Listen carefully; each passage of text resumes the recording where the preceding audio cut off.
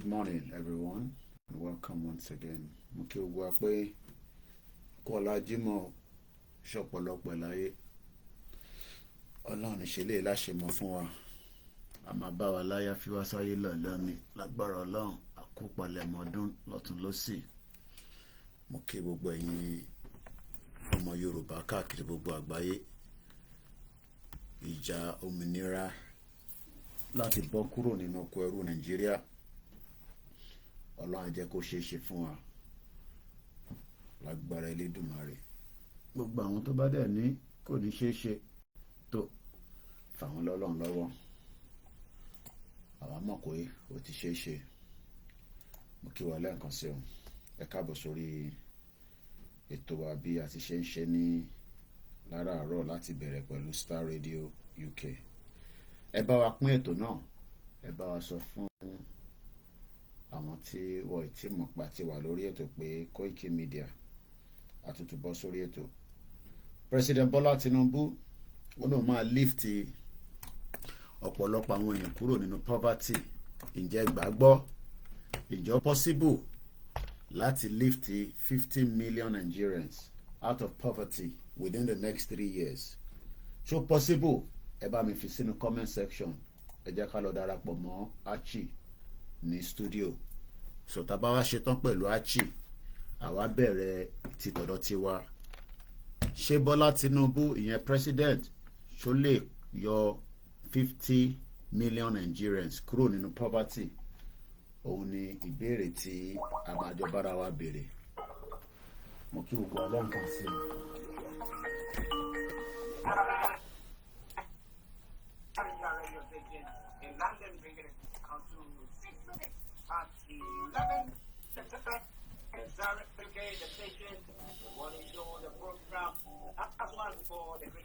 Holidays, and they will resume, as I said, on Wednesday.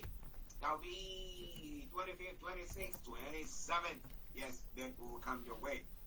We'll be running up the year nicely. So wherever you are, stay tuned and don't tap the dial whilst I get Mr. Olaimi Koiki, my colleague, the co-presenter, onto their platform. Where he's going to be also telling you everything that is happening from Nigeria.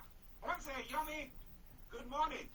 Well, a very good morning to you back in the studio, Mr. Archie. Good morning, Frank, and good morning to all our presenters, and good morning to all our listeners around the globe, and welcome to the finest African and Caribbean radio station in London. I guess my camera is a bit frozen. I'll work on that as quickly as I can from here, but I can see that it's currently frozen. Let's see if we can bring that back on as quickly as possible. But once again, good morning to you back in the studio, Mr. Archie.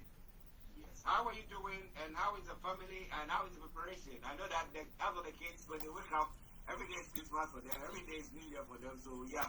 So how is the atmosphere like? And then we compare it to, those back home, because the children don't know whether daddy or mommy have got a means, they expect. So how is it like? Well, as usual, depending on which home, because not every home abroad celebrate Christmas, but likewise some home, especially we the Yorubas, we tend to celebrate whatever comes our way, because that is the way we believe humanity should be. But again, in every household like ours, the preparation is just as normal, where the children expect to be.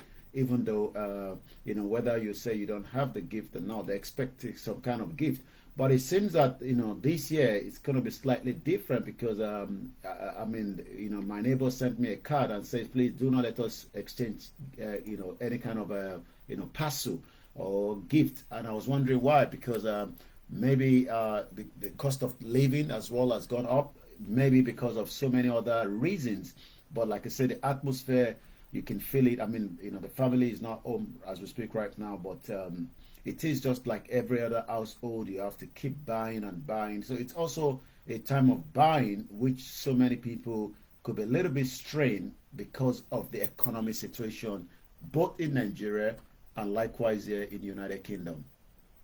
Well, listeners, Mr. Olaimi Koiki, North London Studios. I'm actually here in the South Studios, bringing you updates from Nigeria at 9 o'clock, 9 past 11.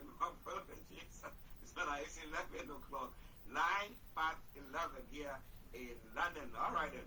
So now let's behind you is a picture of a couple of police officers who were allegedly caught on video demanding money from a Dutch tourist. Now, I don't say this all the time, that if we take good care of our force, our men, or our forces, let me put it that way, then it will be difficult for them to say that they want to just go and be collecting bribes. Because in this part of the world, when they disclaim, they are, at least they are paid well, and then they know that the system is like that. They don't need to, they get the support and everything. But in Nigeria, I remember back in the day, there was one story where policemen have to buy their own boots. Then they didn't get their own uniform. So they need everything to make their lives comfortable or to be able to tick along. But now, unfortunately, they were caught by the camera. So, tell us more. Well, they were caught by camera because probably they are not aware that we are living in a new world where camera can be hidden in any way. Especially, when you see somebody coming from Europeans, as an European, you probably think that, they might not. I believe if we have the right training for officers, the first thing is if you see foreigners, you deal with them just as you would deal with us. Remember that Professor Moyo went to Nigeria and it was quite differently dealt with because he's a Nigerian. But when you are from Europe, and you look different, then you are likely to be said, let's exchange numbers. They're probably not even search this individual, which is something that is even terrible because she might be coming into the country as not a good person. We don't say she's not, but let's first listen to the video that you're watching behind me. Let's have the sound clip to start with. She started from Ghana. It seems we thought Ghana is not different from Nigeria, but the only difference is the Ghana police did not ask for money, but they did ask for something. Let's listen to it.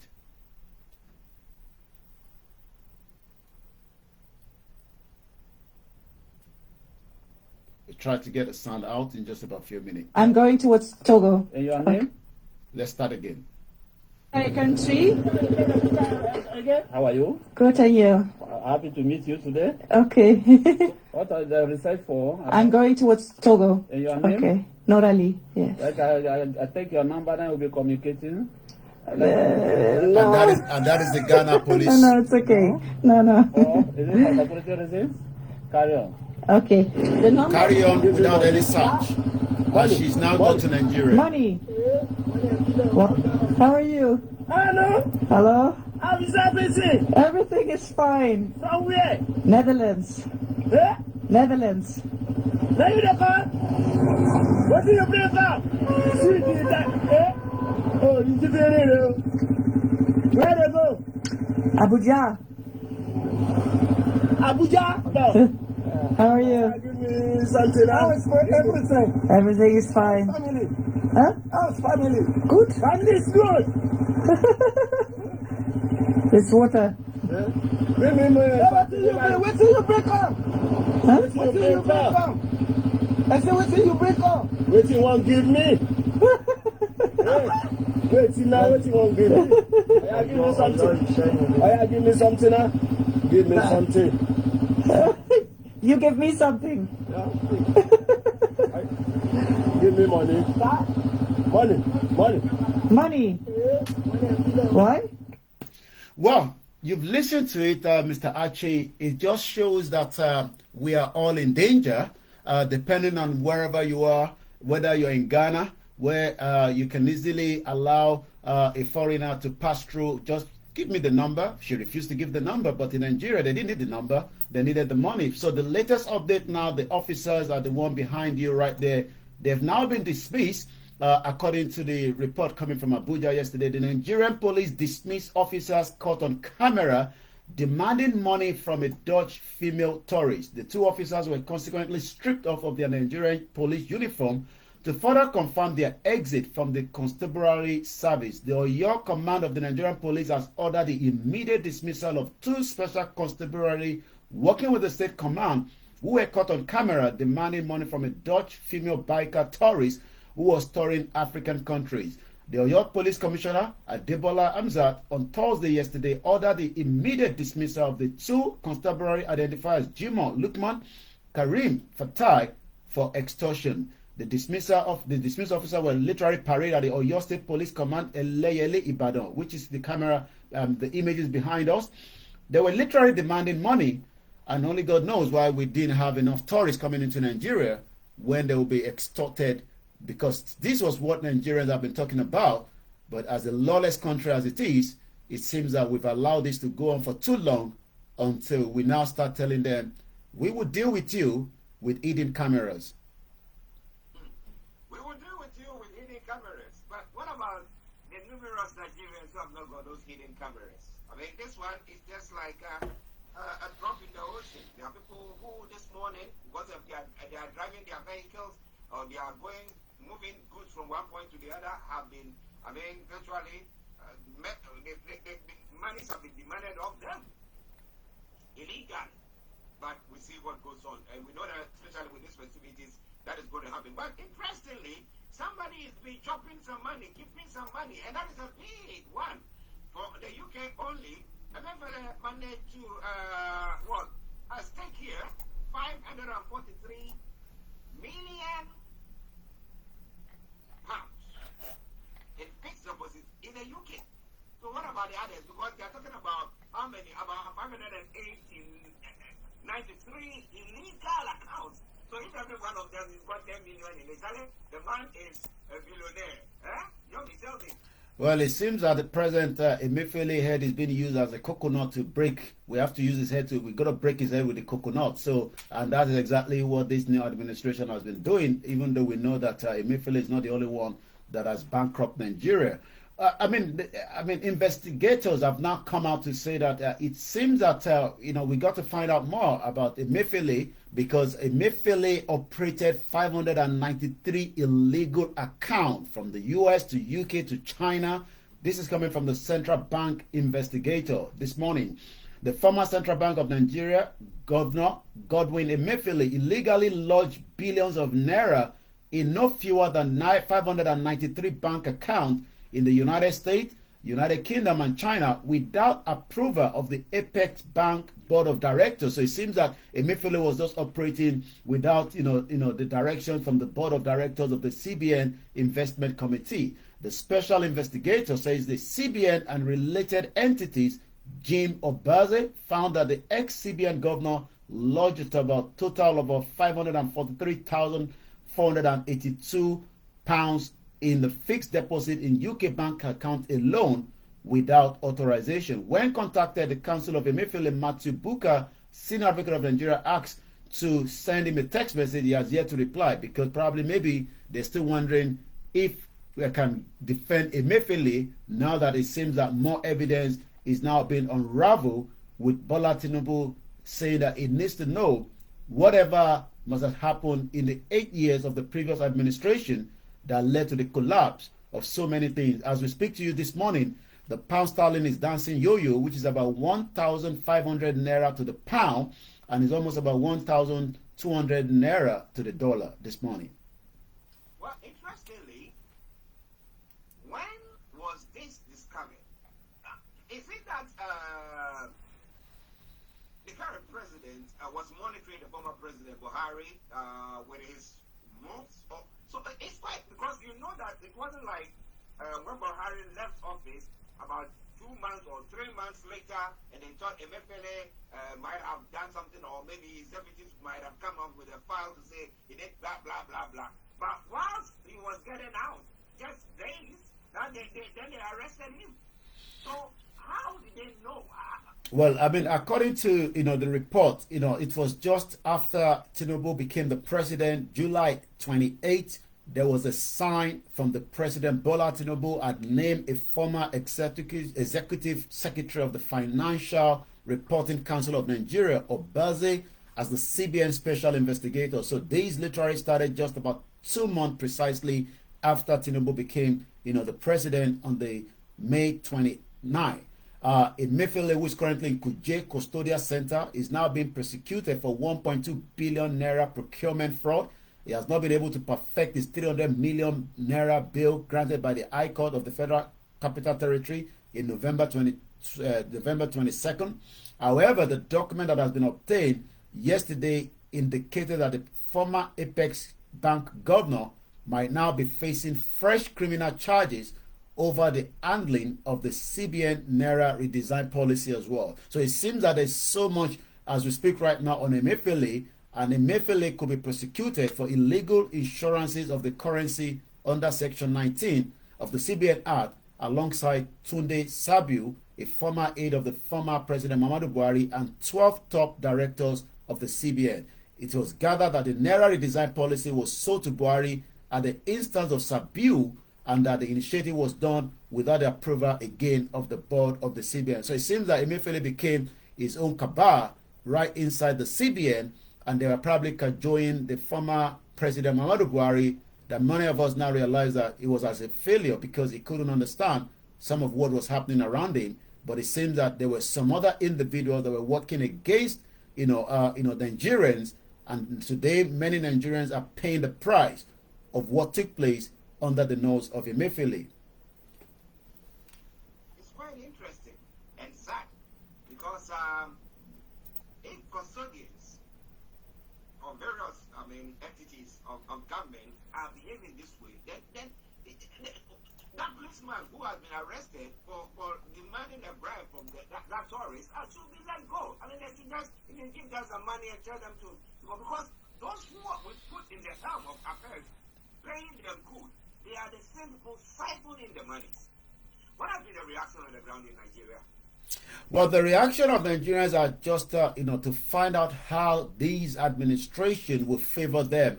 We've been sending out, our correspondent, our sister correspondent have been going back to back, trying to find out what is happening currently. And, from the pepper seller to the fish seller to the palm oil, it is all about, expectation that is high. They all voted for Tinubu, they all voted for this government, and it seems that they are not getting exactly, what the president promised them. Maybe it's just too early, but I will take us through to the next conversation where, one of the ministers that was interviewed yesterday, I actually watched it myself, and she said a lot. How this is going to become, materialistic is something that I will have to wait until the next 3 years of this administration, because they've already done the first 1 year as we speak right now. And that is, 50 million Nigerians will be lifted out of poverty. How is that going to happen? What are the plans? These were all the questions that were thrown out to Betty one-on-one with the humanitarian minister yesterday. As I tried to lie down, what she said, the question as many Nigerians will be asking this morning is, she also talked about so many numbers. She was giving a lot of statistics. She talked about the Nigerians that are now going to be receiving, payment. About 15 million of Nigerians that are currently in that bracket of the abject poverty. We know that they are more than that, but she said that they've been able to squeeze out 4 million from the list from the previous administration. She talked about so many things, but let's listen to some of what she discussed yesterday. Once again, this is still the finest African and Caribbean radio station in London, as we continue to give you all the latest update coming out of Nigeria. Let me come back again to you in the studio as I get that line up, because they're still, trying to find out the actual video where she spoke yesterday. But I'm going to get that up in just about a few minutes. Bear with us, Mr. Archie. Yes, listeners, Mr. Alaimi Koike and offline the studios where he's trying to line up that video for you. But when we listen to some things, it's very sad. It's very, very sad. Now, have you got the audio out now? Or we move on. When I have that audio ready, I'll let you know. Okay. The National Economic Council has constituted committees on economic affairs, crude oil theft, and management. Somebody saying, hey, this is same old, just another day. Same old, just another day. Let's go back to Yomi. I think you've got the audio bit there. Yeah, let's listen to the minister, speaking yesterday, regarding these poverty alleviation, which is very, very important. But like I said, so much was discussed in that interview, but we'll pick as much as what we can, as this morning, many Nigerians will be asking, how am I going to be lifted, and what are the parameters as well, because it's important that the parameters is important. Let's speak on some of what was discussed yesterday. 6 more to go, and some are looking at it as a contradiction or in conflict with the Constitution. But let's follow up and continue to watch how that space plays out eventually. But you can trust us, as it's happening, we'll bring you and bring all the persons involved to talk about this, while we're also keeping our eyes on what's going on in Benue State as far as paid about 3.5 million Nigerians 25,000 naira each. Of course, we are out on the field and covering another 4.5 in the next 1 week. So we would have at least altogether, would have close to about 8 million people between now and the end of the year. Immediately after that, we will carry those who are on the expansion list. Remember, he expanded to accommodate the pensioners, he expanded to accommodate the veterans, and we have gotten in their data. A total of 483,000 of them are on that data set. They are presently undergoing their in-person verification, because if we cannot verify who you are, where you are, and that you belong to the poverty, below the poverty line, you are not qualified to be. Well, that is Dr. Betty Edo speaking yesterday, giving us, numbers. She seems that she's getting those numbers, but the real question is, my family have not been able to get to, receive some of the money that she's talking about, maybe because we are the one looking after them. But she talked about how they're able to work out a lot of strategy that will lift 50 million Nigerians out of poverty in the next 3 years. Now, my question now is, how did they come by that those numbers of people there?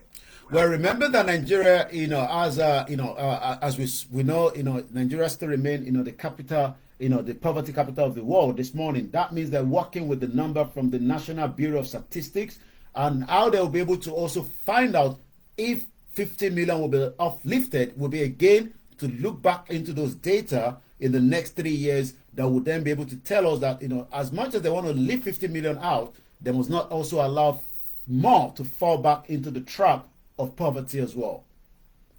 Okay, so how do they identify somebody who is beneath the poverty line?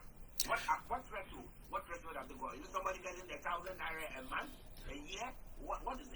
Well, she talked about, there's a lot of ways that have been able to identify who is the most poorest among us, especially, those in the rural area that are struggling, and sometimes, the ex-military personnel as well. So there's a lot of different parameters that have been used, but again, the question is, how do we make sure that most of those that are in these numbers will eventually, she went on further to talk about how we need to make sure that these are not ghosts, because I was reading from Abia State, where some of the doctors that have jackpot are still being paid salary. This has always been the problem in Nigeria. Many Nigerians that have worked, within the government still get paid, even though they are no longer within the system. So vetting and verifying those numbers is the key. And if you can't verify those numbers, then you will also just be paying out money to so many individuals that are criminals as well. So like I said, let's listen to this particular one. This is the actual one I was looking for, and I think I've got it, because this is a little bit much more, that give us the background to some of what she was discussing yesterday. She spoke a lot, but like I said, it is very easy to speak, but the reality is to make sure that this become a big one for many Nigerians this morning. Let's listen again. Let's take your first question again. The first question before the issue of the budget, I was saying that the government is proposing multi-sectorally that 50 million people will be lifted out of poverty, or if that's a term you use, and you calculated it by which is about 3.5 years. So I'm saying that, what exactly are you using as a parameter from where they are to where they should be? And we can now say these 50 million Nigerians out of 200 million Nigerians are now out of poverty. Facts.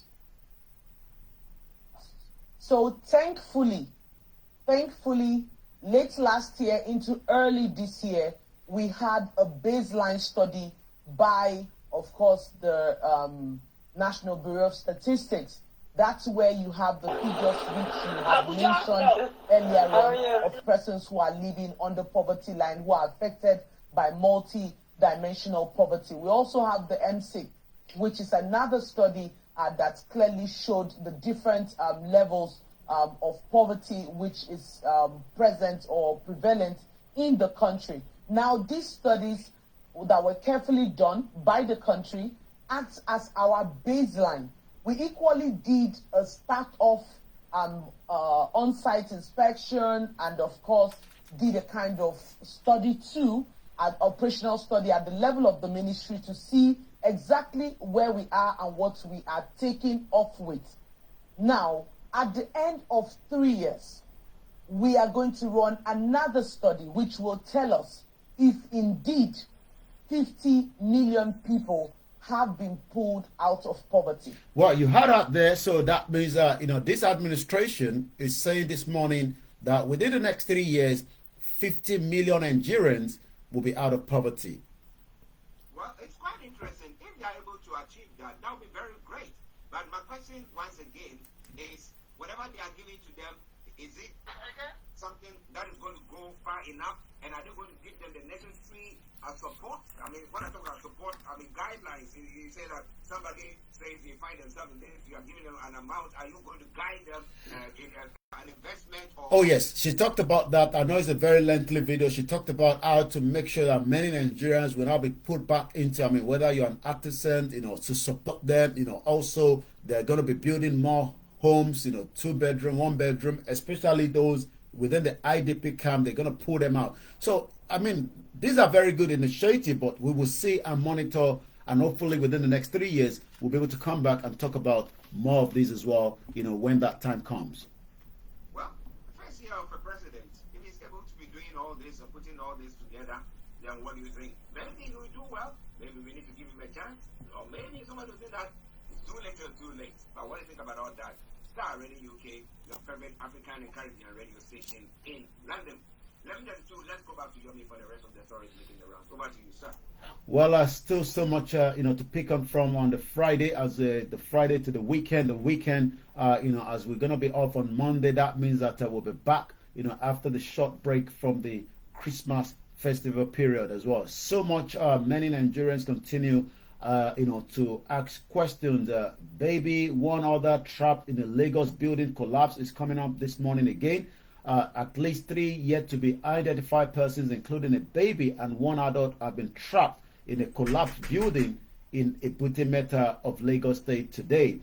This just one person has been rescued from the debris of the collapsed one-story building with a penthouse. The director of the Lagos Fire Service, Margaret Adeshaye, disclosed this in a message this morning. So let's hope and pray that these individuals are pulled out as well. Well, as we talked about the Port Harcourt Refinery yesterday, remember that the president promised that the Port Harcourt Refinery will be up and running. Port Harcourt Refinery is now to process 60,000 barrels daily after repairs as well. If I just come off just for a few seconds, please. Okay. Listeners, just bear with us whilst we take Yomi of a few seconds, let it sort, because we are bringing you all the updates from home. Yeah, he's doing it from home. I'm with the studio though.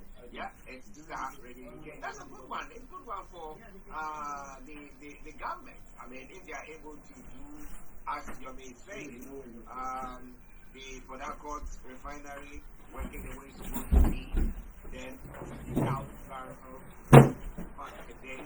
So perhaps at the end of the day, we'll find out that they have made some progress from there. Now, right? Okay, and the company as well. Sammy here, Adeyemi. Good morning to you. I hope you are doing very, very well wherever you are listening to us from and getting yourself ready for the Christmas festivities. But let's go back to Yomi for continuation of what he was saying. Over to you, sir. Well, at 34 minutes past 11 this morning, the federal government yesterday announced the mechanical completion of the rehabilitation work on Area 5 plant of the Port Harcourt Refinery Company in Rivers State. It says the first phase of the plant has been completed as the facility will start to refine 60,000 barrels of crude oil just after Christmas. That's going to be about 170 liters of refined petroleum product can now be obtained from the barrel of crude oil.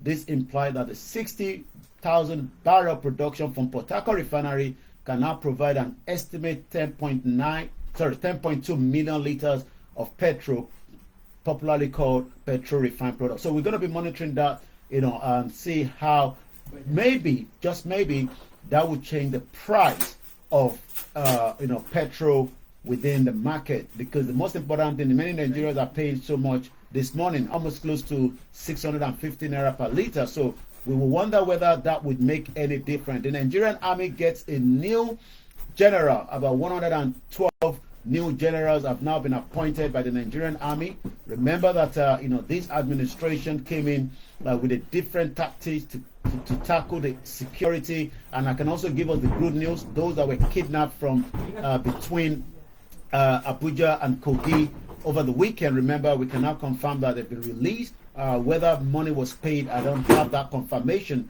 but we know that they've now been released. I've seen some of those videos, and it seems that some of them have been badly damaged as well when it comes to their health from the way they were working.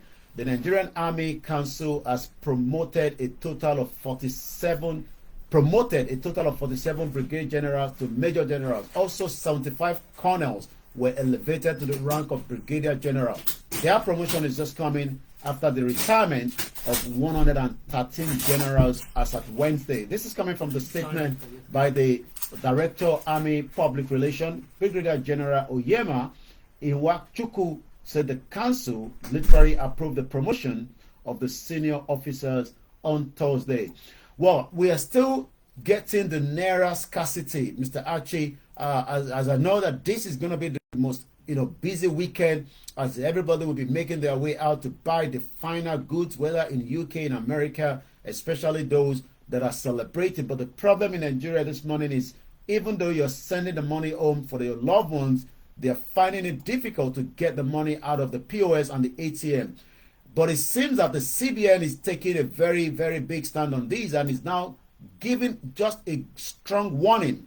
The naira scarcity, the Central Bank of Nigeria, is now warning the banks, the POS operator, against collusion. The CBN says it has now started investigating reported cases of collusion between the banks and the POS operator. I'm not too sure why that, but it seems as usual, everything goes in Nigeria. As the cash scarcity occasioned by the redesign of the 3 naira note continued to bite Nigerians about a year after the implementation of the policy, the Central Bank of Nigeria has warned against collusion between the deposit money banks, DMBS, and the point of sales POS operator.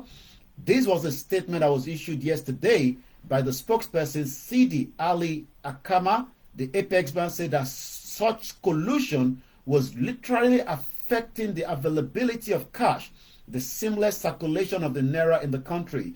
The CBN said it has now started this investigation that it seems that the banks and the POS are capable of undermining the smooth running of the economy. I hope that whenever one of these and individuals of these banks are found, they are going to be punished just the same way we saw those 2 police officers that have now been withdrawn out of service. Because Nigerians cannot be already facing a so much biting economy when those that wants to help cannot even get access to the money that they've been sent to. That means that we'll be monitoring this and we'll be reporting back when we come back as well. Cash Crunch Ogun becomes the latest APC to join the state to join suit against federal government.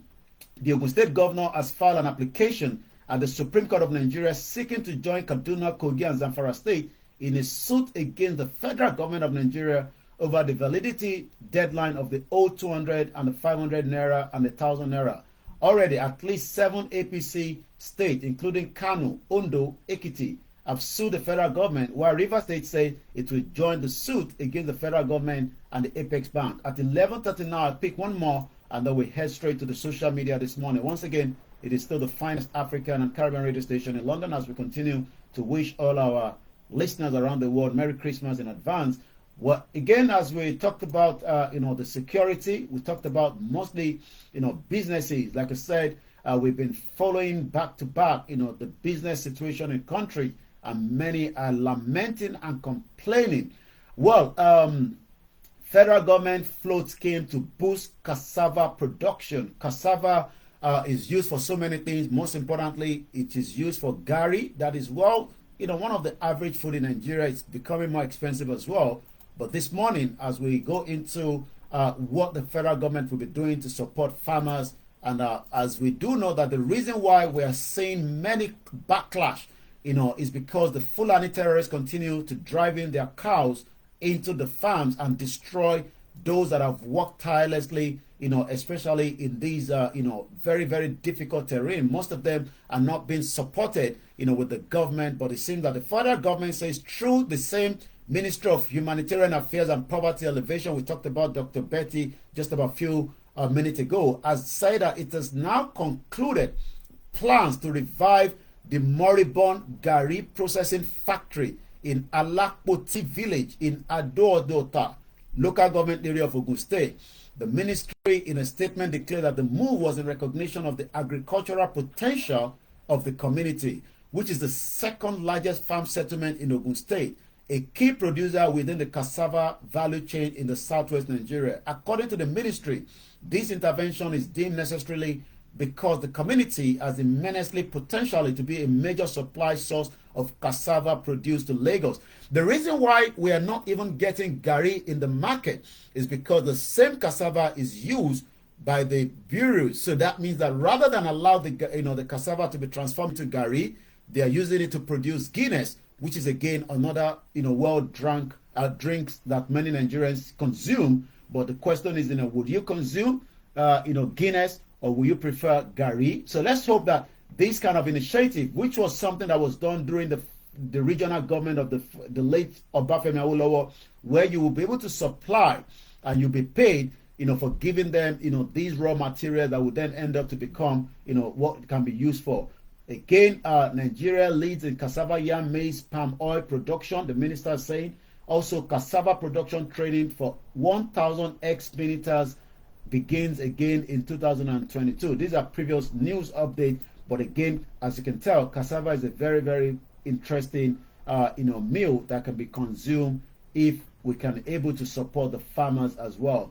As we go straight into some of the other conversation, we're still more about concern about the poverty level in the country. So I'll pick one more, then go straight into the social media because of the time constraint. The Empower beneficiaries are now receiving arrears. Again, this is coming from, Betu Edu. Betu Edu say payment have now started on Wednesday and we continue to the last period is paid. The federal government has resumed payment of the arrears of beneficiaries of the Empower program. The beneficiaries were being owed some month's salary by the former President Muhammadu Buhari administration. However, the Minister of Humanitarian Affairs and Poverty Alleviation, Betty Edu, said yesterday payment of arrears to these beneficiaries have started on Wednesday and will continue until the last person is paid. So it seems that Nigerians, the government is doing whatever they can do to support and make sure that they can stop the poverty level in the country. As we go straight to the social media where many conversation happens and where many Nigerians, bring out different things that we can look up to, so much as we look at what is trending this morning. First and foremost, what I've just picked up is the story of a man that died. Again, as many people died in Nigeria, Dele Giwa died, the Chief Justice Bola Ige died, Tolulope Arutile died, Ayanwola Bamishe died. But this particular one has been, another mystery. And I'm sure when we mention the name in just about a few minutes, many will remember him and many will ask questions wherever and how we have not been able to resolve, his death mystery. The story of Funshaw Williams, the man who could have become the Lagos State governor. However, he was assassinated in his home at Dolphin Estate, Ikoyi. The person who did it is still walking free. Again, the question is, how do we resolve, murder cases? How do we make sure that justice is served to not just, the rich, but also to the poor? But it seems that this, as we know that this is a political killing, because he could have been the governor of Lagos State when we returned back to the democracy, in 1999. But for whatever reason, Funshaw Williams is dead. Is still a mystery, and many questions still surround it. So let's look at what Nigerians are saying to the death of Funshaw Williams. Funshaw Williams attended the St. Paul Catholic School, Ebute Metta, and later St. Gregory College in 1968. He studied at the University of Lagos, attained a degree in civil engineering. He went further to attend New Jersey Institute of Technology. In 1974, returned to Nigeria, joined the Lagos Civil Service. He spent 17 years working on construction projects in Lagos State. Approximately 70% of the roads and bridges were built under his stewardship. He was a permanent secretary by the time he left the civil service in 1991, went into the business, shortly returned to public service, a Lagos State Commissioner under Colonel Olugosoye Onyelola administrator. In the mid-90s, Williams decided to enter politics, and as they say, when you enter politics, everything goes along with it. Funshaw Williams was assassinated just as they wanted to assassinate Dr. Chief Sunday Igboho, just as they wanted to assassinate Nnamdi Kanu. The question is, who assassinated Funshaw Williams? Let's speak on what Nigerians are saying this morning. The way good people know they live long in this, ironically, is death is one of the baddest fates that have ever happened to real Lagosians. They're supposed to choose a day for him in every year as a remembrance day. A legend like him supposed to be celebrated, but unfortunately, the mafias don't like him supposed to be celebrated. Don't like that to be happening. Again, we pick on one more comment from many Nigerians that are talking about Funshaw Williams this morning.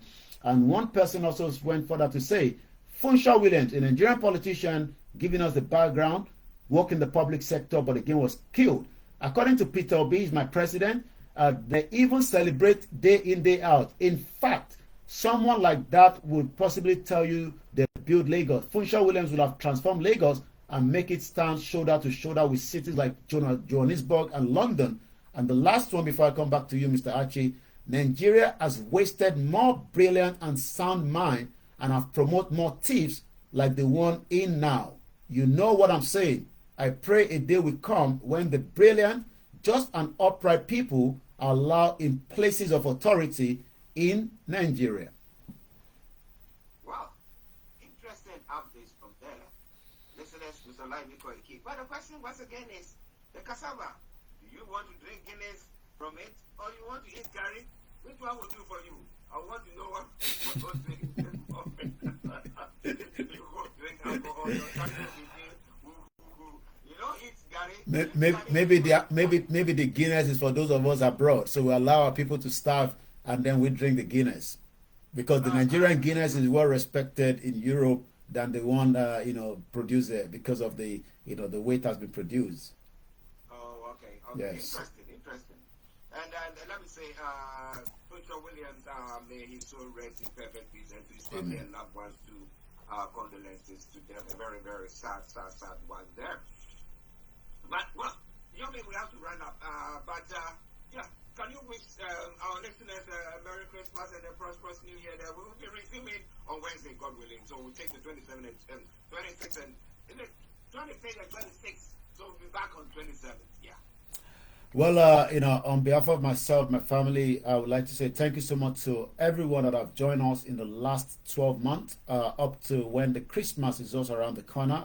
We wish you Merry Christmas as we all celebrate. Let us also remember those around the world, not just in Nigeria, that will be struggling, to have the right, meal for that day. So let us, make sure that whatever we are eating, we eat them in moderate and don't let them end up in the bin, because that is what end up mostly. We buy, and then at the end of the day, it seems that the garbage takes more out of that. So on that note, I'll be back next week when we continue with more update from Nigeria. As I leave you in the hands of the good hands of Archie, I want to say Merry Christmas and Happy New Year in advance.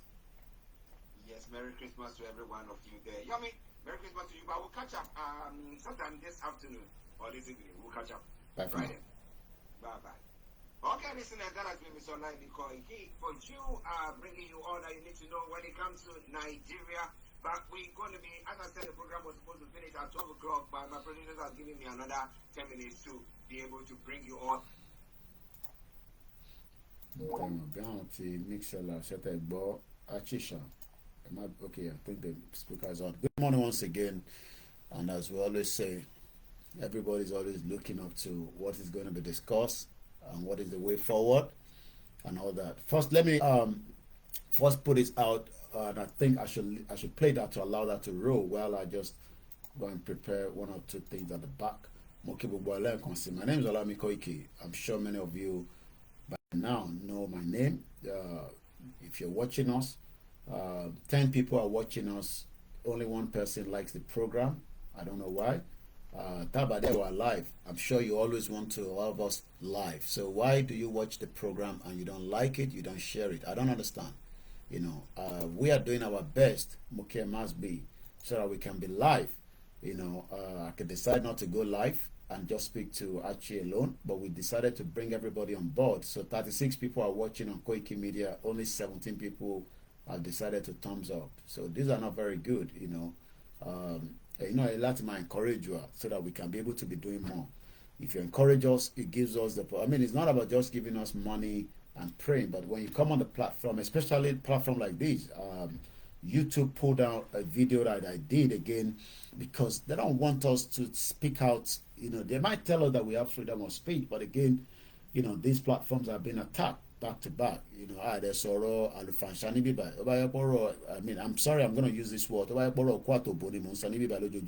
sure this place will be very packed up, and that's what the social media platform they love. I don't talk about that because that is not my own cup of tea. They have the right to say it, you know, especially we're all adults on this platform. So if you come on this platform, this is an activist platform, and when it's an activist platform, it has a lot of support that needs from you to get them to know that but if you don't like it, if you don't share it, at the end of the day, you know, it doesn't matter because people I want to on the platform here, you know, they don't say that serious. So I'm going to first allow us to listen to Professor Banji Akintoye. Actually, he spoke on Wednesday. I didn't pick on that, but I only picked on it yesterday, especially with the update Lori YSDM. So it is for me to clear the air. I talked about it yesterday that Chief Banja Iloge actually left. I've now been told that he has completed his 2 years tenure, and that's the reason why he left, you know, for somebody else to come on board, which is very good if that is the case, according to the constitution that has been set up. So now we're going to listen to Professor Akintoye. Question again around the Yoruba Nation campaign, Mokibugo Yawati and Darakmomowa. And when we listen to Professor, then I'll come back. By that time, it's going to give about, I think the interview, I think they cut it, the Yoruba World Media literally cut this section, 60 minutes. It will give me time at the background there. I'll be consuming my breakfast quickly, then I'll come back, then we kickstart with our own program as we normally do on this platform. Like I said, there's different platform, different people talking about different things. What we'll talk about here on this platform is, can Bola Tinubu lift 50 million Nigerians out of poverty? That is the question I'm going to be asking us, and I'm going to be reading your comments. Bola Tinubu, president of Nigeria, Onoma lifted 50 million Nigerians out of poverty. That means we will then have about 150 million Nigerians left after Tobati, your 50 million. How he wants to do that, I don't know. We wish him all the best. Is that going to stop the Yoruba people from campaigning for Yoruba Nation? I don't think so. Whether 50 million of us are lifted out of poverty. Buhari said more than that. Maybe Buhari did not want to lift us out of poverty, but Tinubu wants to lift us out of poverty does not mean that the Yoruba Nation campaign is going to stop. That was a question that Baba Akintoye answered in this short interview. You will not be able to see Baba, but you can hear his voice, which is more than enough for those of us that remember and know what Baba Akintoye's voice looks like. So while I'm preparing for that, I'm just changing my background from the green to the Yoruba Nation on what we call our own beautiful flag. Is that the flag? So, well, that is still what we use for now. About the David and Law, we'll decide whether we want to use red, we want to use purple. This is the one that is allowed for us to use right now, as we say. We don't have the country yet. What we are, is a quest and is a campaign. And campaign can take 3 years, 4 years. It took Tinubu himself 4 years in London before he was able to achieve where he is today. He's currently in Lagos. He will be celebrating the Christmas in Lagos and the New Year. So morale Lagosians, it's right for the Yoruba people to be excited about Tinubu being the president. But like I always say, Tinubu will lift us out of poverty. Then after, another Gambari man will come and destroy everything that Tinubu has worked for. We know that there's always been a compromise, between the banks, and as we heard in that report, the bank and the POS, they're all criminals. Nigerians are not criminals, but the institution are the ones that are mostly criminals as well. They've literally affected many of us, and that is why running a business successfully in that shithole country is going to be very, very difficult. So my job every day is to remind you, you don't have to take it, you don't have to buy it. I don't care. I am 6,000 kilometers away from Nigeria. Whether I talk about Yoruba nation or not, my life, if I manage it where I live, I will be able to live successfully here for the next how many years God wants me to be. But we are concerned because many of you are living in abject poverty. So Tinubu has promised you he will leave 15 million of you. You better start praying. Call on Jackie will not around 50 million here. Because I know that it's easy for them to come out and talk about all this, that they will leave 50 million. But we know it's a lie. I don't believe Bola Tinubu, and I'll never trust him anyway. So let's listen to Baba Akintoye to start with. Like I said, it's a 60-minute. You will enjoy it while I'll be doing other things behind. Good morning, good afternoon. If you're new to the platform, this is Koiki Media, bringing the world closer to your doorstep. Kudos to the Koiki Media team. They're working back to back. I'm sure many of you are watching some of our new. I told you that we are bringing something new to the Koiki Media, and that is exactly what you started seeing. More interviews, talking to the real people, because while I'm here talking, many of you say, hey, Nigeria is working. No, let's hear from the people on the ground. And that is what we have been doing in the last couple of days. For those of you that are watching us, you will not see all those videos on Koiki Media. Emalati will register so the backup channel or even connect mama around short videos here. If you want to watch what is going on in Nigeria, the latest interview, Eniton Tata, Eniton Tenyi, Eniton Tadis, and we'll be expanding that from state to state so that we can get what people are saying, so that maybe when I tell them again, we don't need election, maybe they will listen to me. I told you we didn't need election for 2023. Eno mo di kishe di bebere. Kalo fi ileke si di elomi. Eti fi ileke si di Bola Tinubu bai. Eja gbo into maso.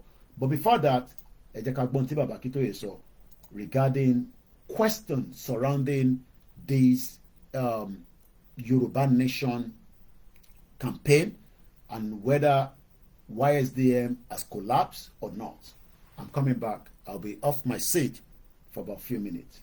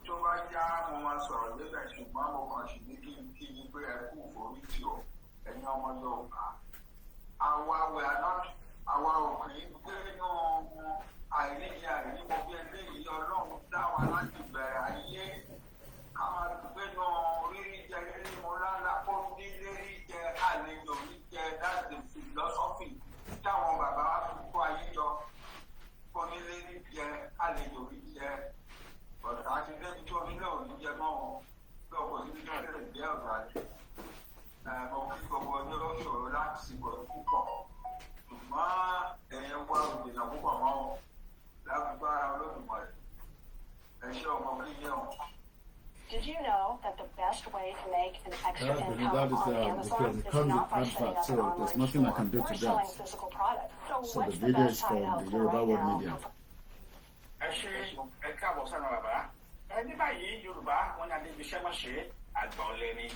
Ìbéèrè àkọ́kọ́ tí máa ń kọ́ bàbá léèrè ìbéèrè ọ̀hún ó sapá kan jà ó sapá kan janjan ó sapá kan sórí gangan ni ìbéèrè ọ̀hún dá lórí igbákejì tí wọ́n ṣẹ̀ṣẹ̀ fi ipò sílẹ̀ nínú YSDM báyìí bàbá wa Banji Ayiloge.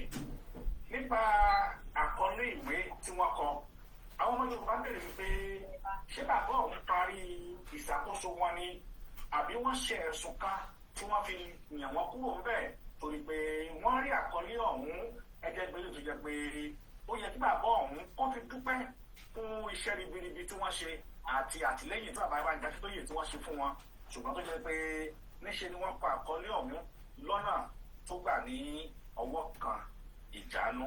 Báyìí ni wọ́n ṣe kọ àkọlé ọ̀hún pé the pioneer vice chairman of Yoruba self-determination movement YSDM, Mr. Banji Ayiloge, has opted out of the movement following the desire to fund a new Yoruba movement, which is expected to comprise of like.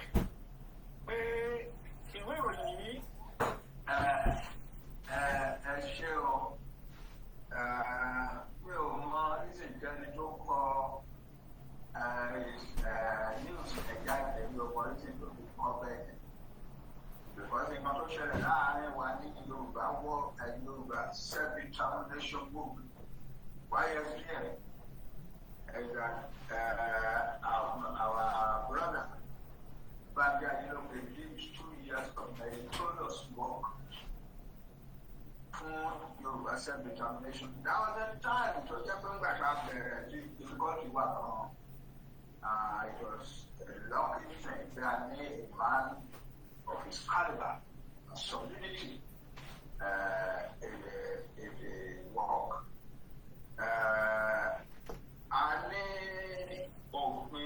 The constitution was ẹnikẹ́ni tó bá ṣe vice chairman ọdún méjì péré ló gbúdọ̀ ṣe mọ́.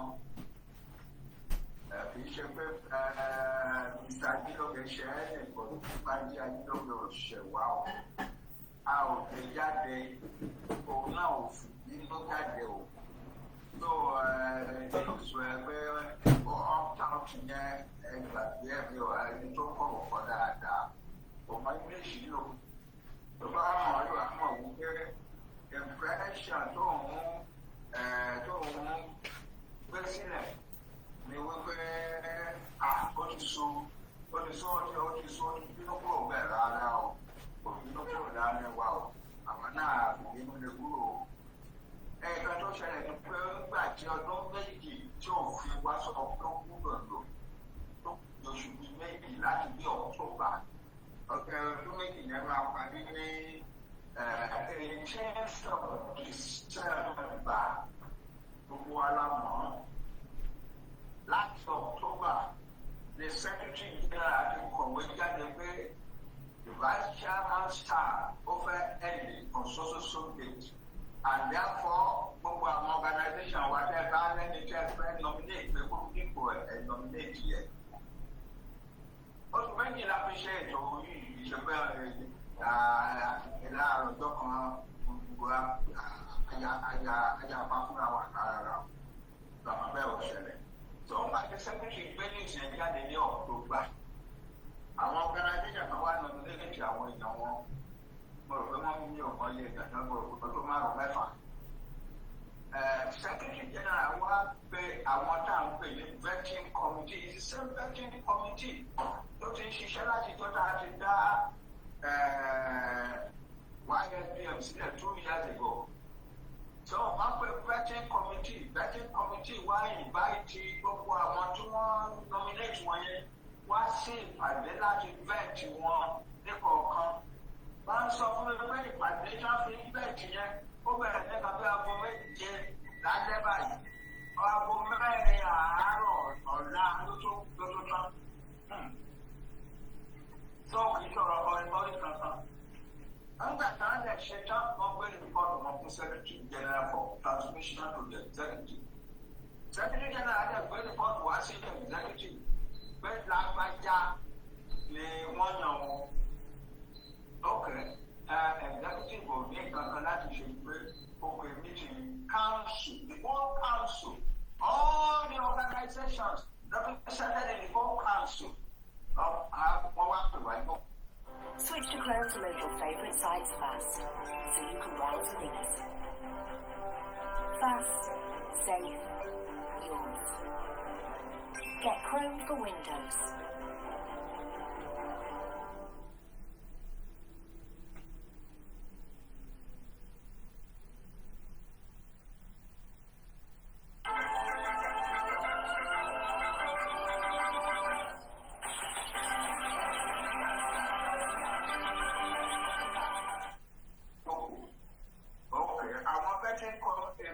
Secretary ní mo ti ránṣẹ́ síta pé a ní ìdí láti yan vice chairman mìíràn o. Àwọn èèyàn ti nominate àwọn èèyàn wọn o. Vetting committee ti wá jókòó pẹ̀lú àwọn tí wọ́n nominate wọ́n ti select èèyàn kan o. Ẹni náà dá select mi. Mo ti gbé lọ sí executive team wọ́n ti ní kí n gbé wá síwájú ní the council of the organization.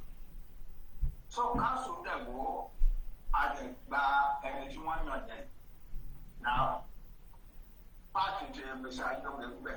Ní ti executive, eléyìí tí àwọn òyìnbó máa ń pè ní fanfare láti ṣe sẹ́dọ̀ kálukú sọ nǹkan dáadáa tán mọ̀ nípa gbogbo bó ṣe ṣe ìrànlọ́wọ́ fún gbogbo bó ṣe ṣiṣẹ́ nínú YSDM and so on and so forth. Nígbà tá a tún wá dé council ọjọ́ tí wọ́n á pọ̀ jù lọ fanfare yẹn tí wọ́n á pọ̀ jù lọ. So it was with joy and love and friendliness that we are here. Now, one single word for the opt out. It's a very terrible choice of words. And it has created a more national debate that you know. I don't know. No. I know him. I know that he served us well. I know that I'm going to rely upon him. I'm not criticizing. Yes, I'm not criticizing. No. So there is no problem there.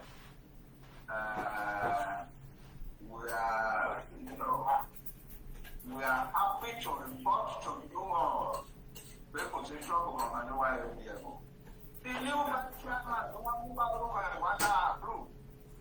His name is Ola Ademola. He lives in Canada. And he's a very loyal member of the Yoruba nation and has always taken part in one aspect of the Yoruba struggle. So, you know what? I'm not going to see the world. Because it's a lie. Kò sí ìjà láàárín èmi àti Ajílógbè o. Àtọ̀ rárá. In fact, ní àárọ̀ ilé mo ti sẹ́ẹ̀dì àná ni. Àwọn ilé kan tí mo kọ fún YSDM pé ká ṣe báyìí ká ṣe báyìí mo ti sẹ́ẹ̀dì ẹ̀ sí. Mo mọ̀ pé kì í ṣe bá chairman mọ́ bọ̀ tí mo ti gbà wípé ara wa lè bí. Lọ́wọ́ mo ti sẹ́ẹ̀dì ẹ̀ sí pé kí n báyìí kan plan. Bó ṣe yẹ ká ṣe ní bí o yẹ ká ṣe ní. Àṣọ lẹ́yìn ẹ̀ dáná. So that is the situation. All the company can send off from what else on the next. All the chairman, well, the struggle, I know what I know and you. If you keep the so possible, that's it, but one hour ago. That is it. So, because I will come, because that can't come, that you know, that I want.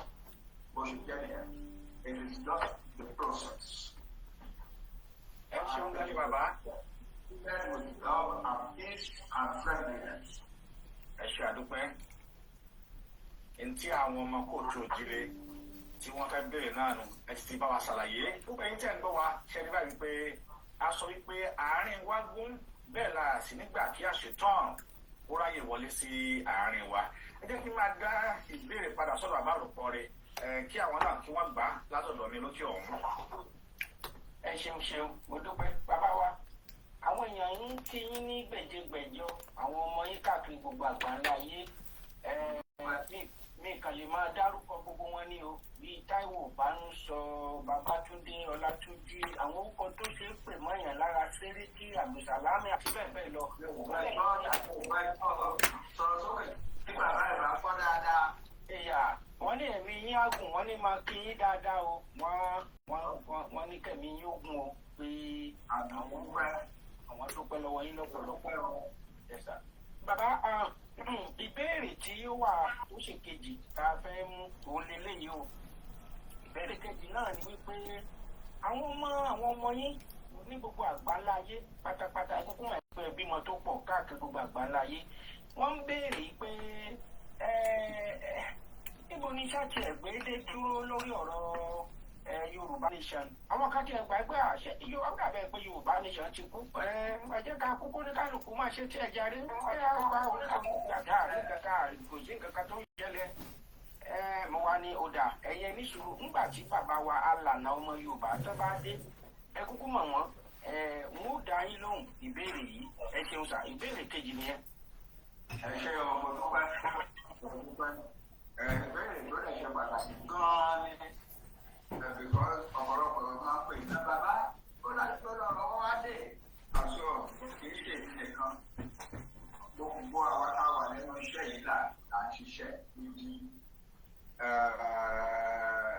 láàárín ìjọsìn tí wọ́n ń ṣe election pé ọmọ Yorùbá wà lára àwọn tí wọ́n dìbò fún pírẹsidẹ̀ntì Nàìjíríà àti sọ fún àwọn ìjọba pé kán rẹ̀ bí ẹ̀.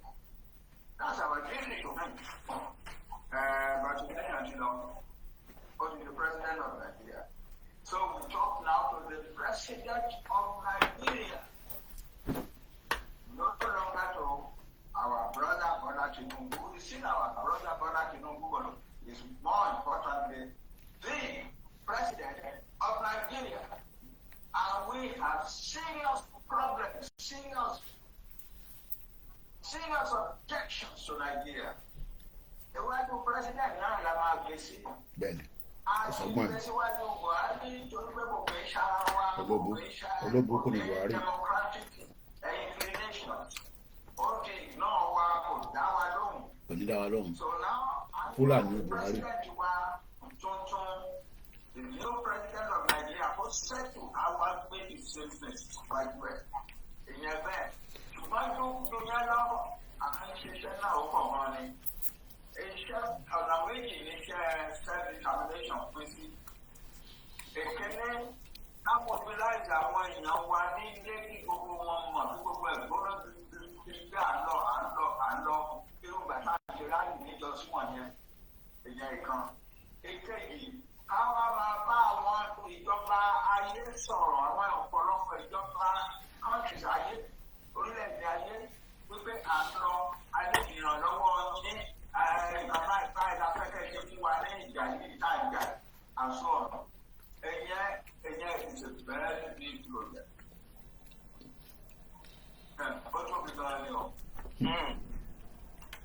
Ó tóbi gan-an ni. Ó tó nǹkan tí ò pè tá ní àlejò pípù dáa tá à ń ṣe tá à kì í tèlé sọ̀mọ́. Ó tó bẹ́ẹ̀. Ó dùn bẹ́ẹ̀ lọ. À ń ṣe iṣẹ́ yẹn gidigidi. Mo lè fẹ́ wá dúpẹ́ lọ́wọ́ Ọlọ́run fún kinní kan. Àwa Yorùbá Ọlọ́run fẹ́ràn wa púpọ̀. Ní ọ̀pọ̀lọpọ̀ àwọn orílẹ̀-èdè tí a ti ní ìrànlọ́wọ́, àwa ní ọmọ kan àbí méjì kan tó dìde pé àwọn á máa sọ̀rọ̀ lórúkọ wa. That means wọ́n máa wà in contact with us lójoojúmọ́. Wọ́n lè máa wà in contact with the government of the country náà lójoojúmọ́. Ìyẹn ṣiṣẹ́ lọ́pọ̀lọpọ̀. Ẹ̀mí ò ní máa dárúkọ àwọn kọ́ńtì ìmọ̀ yẹn. Bẹ́ẹ̀ni, àdúrà nílò àti dárúkọ bẹ́ẹ̀ni. Wọ́n ti sọ̀rọ̀ ní province confidentiality tó ga ní. Ní ọ̀rẹ́ ló ti fi sọ pé kọ́ńtì báyìí sọ báyìí sí wa, kọ́ńtì báyìí wọ́n rẹ̀ láti ṣe tiwa mi ò lè sọ. Wọn kì í ṣe bẹ́ẹ̀ ní province. Mo fẹ́ fi yé ẹni pé àwọn ọmọ wa tó ń ṣe wàhálà tó ń jí láàárọ̀ tó máa lọ bá ìjọba tó máa lọ bá mínísítà tó máa lọ bá pírẹsidẹ̀ntì tó máa lọ sí gbogbo wọn yẹn. They are performing miracles. Our struggle is moving forward abroad. Tí ilé àti padà sí báyìí, àti ń padà sí àti ń ṣètò yẹn lọ́nà tó ga ju ti tẹ́lẹ̀ lọ. every part of Yorubaland will feel ẹ̀rẹ́ òfìṣọ́ rọ̀ pé àwọn tá a fẹ́ràn Yorùbá nation nìkan ẹja ni ẹwà lọ rálì ní Èkó wá lọ ṣe rálì ní Ìbàdàn rárá àwọn àti kọjá rúùmù rẹ̀. Ẹ̀ẹ̀kan tí wọ́n máa wá ṣe báyìí tó jẹ́ pé gbogbo ilẹ̀ Yorùbá ló máa bà lọ́dún ìṣe pé wọ́n máa mọ̀ gbogbo wọn ló máa wà nínú ẹ̀ àjọ máa ṣe lè.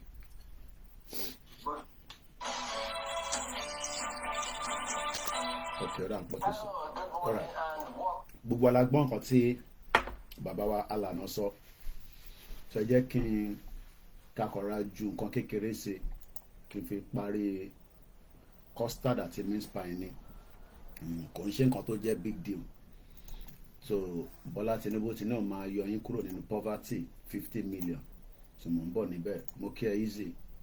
Mo kí gbogbo ìyàwó àtẹ̀tẹ̀ wọlé ìyàwó Ọlájùmọ̀kẹ́ gbogbo náà ni máa kí dáadáa. Èmi ọmọ yín náà ni. So jẹ́ wá nǹkan kákọ̀ play kí n fi padà wá. So tí bá máa fi padà dé yẹn kò yẹ nísìn àwa bẹ̀rẹ̀ ètò tiwa ẹ mọ̀ pé tinú dẹ̀ nìyẹn máa fi gbé tìta mo gbọ́dọ̀ ní strength all the time mo need the strength yẹn gan. Excuse me. I think I should play ti Nnamdi Kanu tí mo máa ń play tí mo play lánàá. Ẹ̀yà gbọ́ ti ṣòwò rẹ̀ àwọn prepare ti Nnamdi Kanu.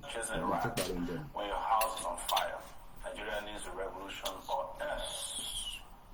Nigerians must understand that unless something drastic happens, we cannot have elections that are won on the basis of ideas.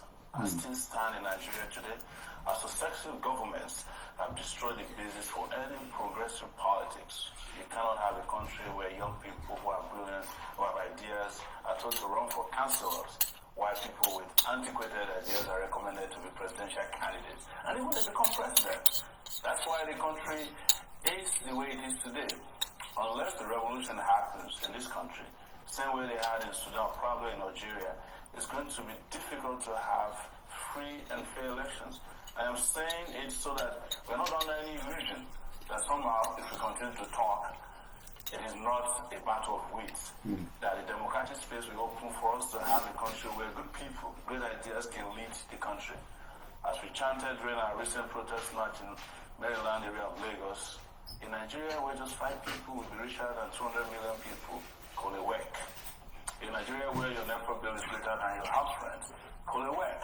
To the skeptics who say Nigerians are too apathetic and divided to rise up for a revolution or up to the revolution, I say this: hunger doesn't know ethnicity, insecurity doesn't know religion, and when Nigeria becomes a better place, it won't matter where you come from. The time for revolution is now, and it will not be televised. Oh, the televisor. I just go one more of this, and then we'll kickstart our own program. People must understand the rage that is boiling within us. You must understand how angry we are. We will look normal to you, but we are very, very angry. Very, very angry. And by the time we are in Nigeria, we know what this is. That I can show you. People must understand the rage that is boiling within us. You must understand how angry we are. They are very, very angry. Normal to you, but we are very, very angry. Very, very angry. The Biafrans are very, very angry. They might look normal to us, but they're very, very angry. Thank you so much, Nnamdi Kanu, for that. I say good morning, good afternoon, depending on what part of the globe you're watching me. My name is Olami Koiki, call KOIKIMEDIA, bringing the world closer to your doorstep. My job is to educate and to make sure that we bring you up to speed of some of what is happening in that shit old country you call Nigeria, a country where officers are not taken care of and they ask for bribe from a tourist. A country where a professor travels to Nigeria, he was almost killed, but he was saved by the Igbos. A country where, many atrocities will continue, and those atrocities would not stop until every one of us say enough is enough. Mo wo gbogbo ọmọ Yorùbá tó ń dunnú pé Aṣíwájú Bọ́lá Tinubu ló wà níbẹ̀, and on that reason they refuse to even want to participate in this movement. Àwọn kan tẹ́ ń sọ pé kò sí ìtókùn àwọn, because at the end of the day, whether ó kàn yín kò kàn yín, I pray that you will not be beaten or affected by Nigeria. It's just a matter of time. But one day, history will judge every single one of us in the role that we play, in this quest and campaign for Yoruba nation. As you can see, this is my own brand that I've decided to sacrifice for this platform called Yoruba Nation Campaign. Tó bá jẹ́ pé àwọn elite wa, àwọn tó ní jù àwa lọ, àwọn tó ní mọ̀, if they're also doing what we are doing, it will make it easy for us. But they're not, because as far as they're concerned, they're thinking that one day Nigeria will just be, boom, a great country, and it will work for every one of us. If you're thinking in that direction, I beg you, start thinking otherwise, because that shithole country will collapse. Ọ̀nà tó máa gbà collapse ni àìtí really identify whether it will be done peacefully, whether it will be done violently, whether it will be done by arms, whether it will be done by diplomacy, whether it will be done by Nigerians to say they're tired and they're going to react. Nobody knows. And if you're one of those that will be going towards the crossover night and you want to pray for Nigeria, well, you could pray for it to dissolve peacefully, but praying that Nigeria should remain existent, you are wasting your bloody hell time. Kò lè work. Kò lè work. So what we can pray for is that Nigeria should dissolve in a way that it will not have big impact on our lives. When Soviet Union collapsed, there was not much killings as many people would have expected, because as at the time, the senior Bush in 1989 allowed a free fall of Soviet Union. Oh, that's all right. So one day, ìlú kan náà ni that's all right. It could be UK, it could be China, and they will literally just overlook it and allow Nigeria to fall. And it will fall very fast that Nigerian government will not be able to curtail it. Let me tell you, I have said this so many times. Gbogbo security ti Nigeria ní kò tó population Lagos State. Gbogbo weapon tó ní pátápátá kò lè pa gbogbo wa ká tó stop wọn. Gbogbo weapon tó wà lọ́wọ́ wọn, gbogbo nǹkan ìjà tó lè ní pátá kò lè stop àwa àtàwọn tá náà fẹ́ lọ. Kò lè stop wọn. Ó kàn máa bring collateral damage. Collateral damage, ẹ lọ wo ohun tó ń lọ ní Middle East, ẹ lọ wo ohun tó ń lọ between Russia and Ukraine. Everybody will build those things back. But for now, àwọn méjèèjì nǹkan kan ló ń jà fún ní region méjèèjì tí mo dárúkọ yẹn. Àwọn kan ń jà fún kankan, àwọn kan náà ń jà fún kankan ni. So ìjà pé ìbẹ̀rẹ̀ ogun la mọ̀ àmọ̀ bẹ̀rẹ̀ ogun kó gbogbo ẹ̀kọ́ ẹ̀sẹ̀gbẹ́ kan. Àwọ̀ pè fógun, kò sẹ́ni kankan tó ń pè fógun. But nígbà tí revolution máa bẹ̀rẹ̀, nígbà tí anarchy máa bẹ̀rẹ̀, nígbà tí stopover yẹn máa bẹ̀rẹ̀, something will be affected. Àwa kò lè má lè lọ́lé for a very long time. It could even last for the next 6 years again. Ṣé tí military bá gbàjọba, ṣé ẹ̀ ní react akọ́tún jókòó? Tó bá dé gbàjọba, Tinubu náà máa kó yín kúrò nínú oko ẹrú. Èwo lẹ̀yin fẹ́? Mr. Koiki, come back home. Orí ò pé, mò ń bọ̀ nílé, èmi ni mo máa dúró dè. Orí pé mi ti jẹun. Èmi bẹ́ẹ̀ mi ṣe máa ronú nísìn, bí ṣe máa tọ́jú family mi. But mo wá fi gbogbo yẹn sílẹ̀. Mo ń wo pé okay, tèmi bá ní èmi wà okay níbi tèmi wà, which I am very very okay. Mo níwèé nílùú yìí. Mo ní right láti ṣe tí mo bá fẹ́ ṣe títí set up business. Kódà business mi gan wọ́n fún mi ní advice pé má ṣe business lọ Nàìjíríà yẹn because kò ní òfin tó lè support ẹ̀. O lè ṣe business lọ sí ìlú mi. Ẹbí mo ṣe lọ sí business event. Gbogbo ilẹ̀ kúkú rí mi ara nǹkan tí mo gbà bọ̀ níbi tí mo lọ lélẹ̀.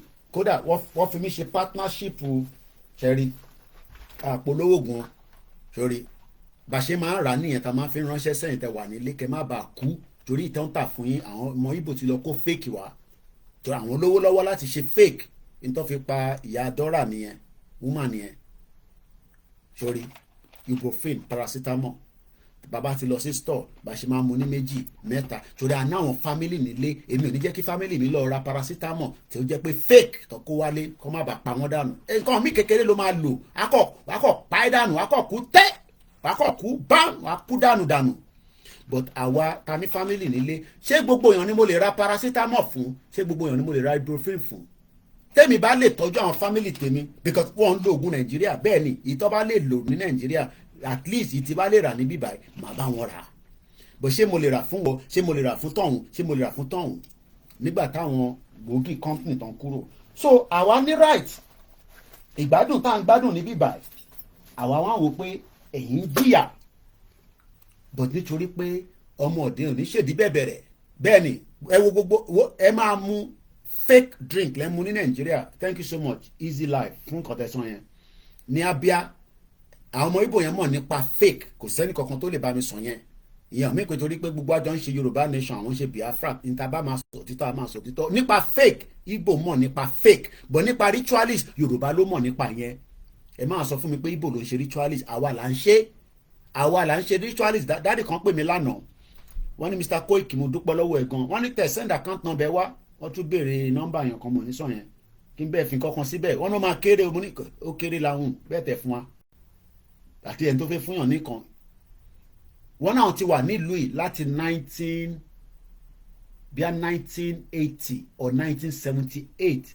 somewhere around this àgbàlagbà ni wọ́n and these are people that should have returned back home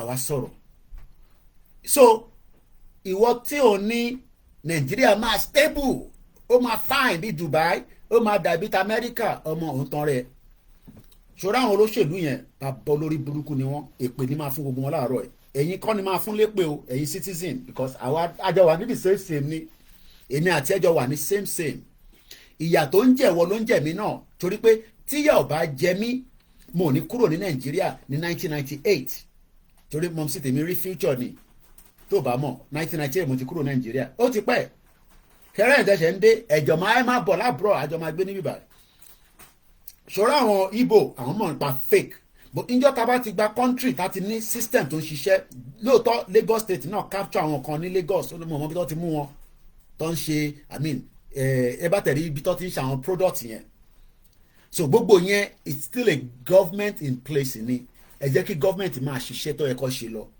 iṣẹ́ Sanwó-Olú ni pé kó make sure pé ó protect yín ó provide the good governance àìkúkú tí gba government tiwa tá a bá ní government tiwa nísìn àwọn nǹkan tó máa kọ́kọ́ já a mọ̀ pé a ní òfin ni pé constitution wa wọ́n gbọ́dọ̀ draft constitution yẹn tí gbogbo wa máa rí tá a máa kà á lédè Yorùbá tó máa favour wa tó ń ṣe olórí burúkú constitution tó gbé gbogbo ilé lọ́wọ́ nísìn tẹ́ ń pariwo tínú yín dùn pé Bọ́lá Tinubu jagaban on your mandate tẹ́ ń parọ́ fúnra yín on your mandate tẹ́ ń parọ́ fúnra yín because ẹ mọ̀ bẹ́ẹ̀ pé on your mandate ò lè gbé yín lọ sí nowhere but ó dá bẹ́ẹ̀ pé alọ́mọ Yorùbá níbẹ̀ ká tẹ̀ sáwọn Haúsá náà lójú bí olórí burúkú làwọn yẹn àwọn ti gbádùn presidency for a very very long time wọ́n lo àyè yẹn wọ́n fi gbádùn ayé àwọn ọmọ wọn gbádùn ìyàwó gbádùn girlfriend gbádùn so tí wọn náà bá lẹ́ni tó mọ àwọn tó wà ní gọ́fìmẹ̀ntì nísìn ọmọ tètè jẹ́ kó bẹ́ẹ̀ fix fáìlì tó ti ń wá bó ṣe máa sort out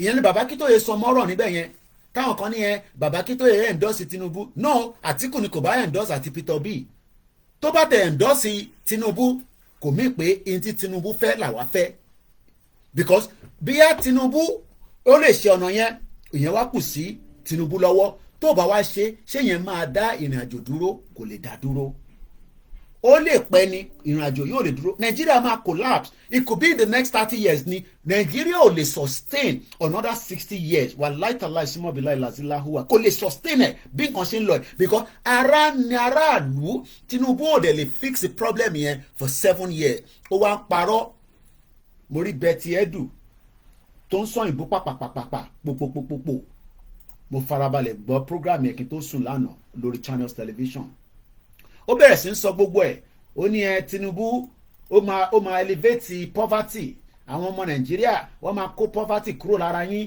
ẹ̀yà ò ní jẹ yín mọ́ wọ́n ní bó bá hun Tinubu ẹ sọ fún Tinubu ẹ ránṣẹ́ sí Ṣèyí Tinubu ọmọ ẹ̀ kó bá ń sọ fún bàbá rẹ̀ ó ti wà lẹ́kọ̀ọ́ báyìí nísìn gbogbo ẹ̀yin tẹ́ bá wọ ẹ̀yin aláṣẹ́wó ẹ jẹ́ lọ súnmọ́ bẹ́ẹ̀ má bínú ẹ̀yin mọ́mì wa fọ́nrọ̀ tí mo sọ yìí ẹ súnmọ́ bẹ́ẹ̀ tó àwọn boys wà ní gbogbo body law nísìn wọn máa ẹ̀yin tẹ́ bá yẹ sí ológe ẹ níṣẹ́ níwèé ẹ wọ pátá ẹ wọ bra ẹ lọ síbẹ̀ kẹ lọ dúró síbẹ̀ kọ́ máa gbé yín kọ́ máa fi ń ṣòṣì ẹ̀yin fine girls ẹ̀yin fine mothers ẹ̀yin ìyá tẹ̀ ń fowó ṣòwò ẹ wá dẹni tó fẹ́ lọ wá torí Tinubu ti wà níbẹ̀ nísìn ó dẹ̀ ti wà lẹ́kọ̀ọ́ nísìn ẹ fẹ́ lọ gbé ara ẹ fẹ́ gbé láwọn bàbá yẹn ṣé bí àwọn ìyá tiwa ṣe níjọ́ náà lọ́nìí yẹn àwọn ìyá tiwa ṣòwò ni wọ̀ọ̀rì láìlé pé ó dìgbà tọkùnrin kan bá wọn sùn ìsín nísìn gbogbo ilẹ̀ wọ́n tó máa bá yín sùn kẹ́ tó lè ṣe ibi tẹ́ ń lọ.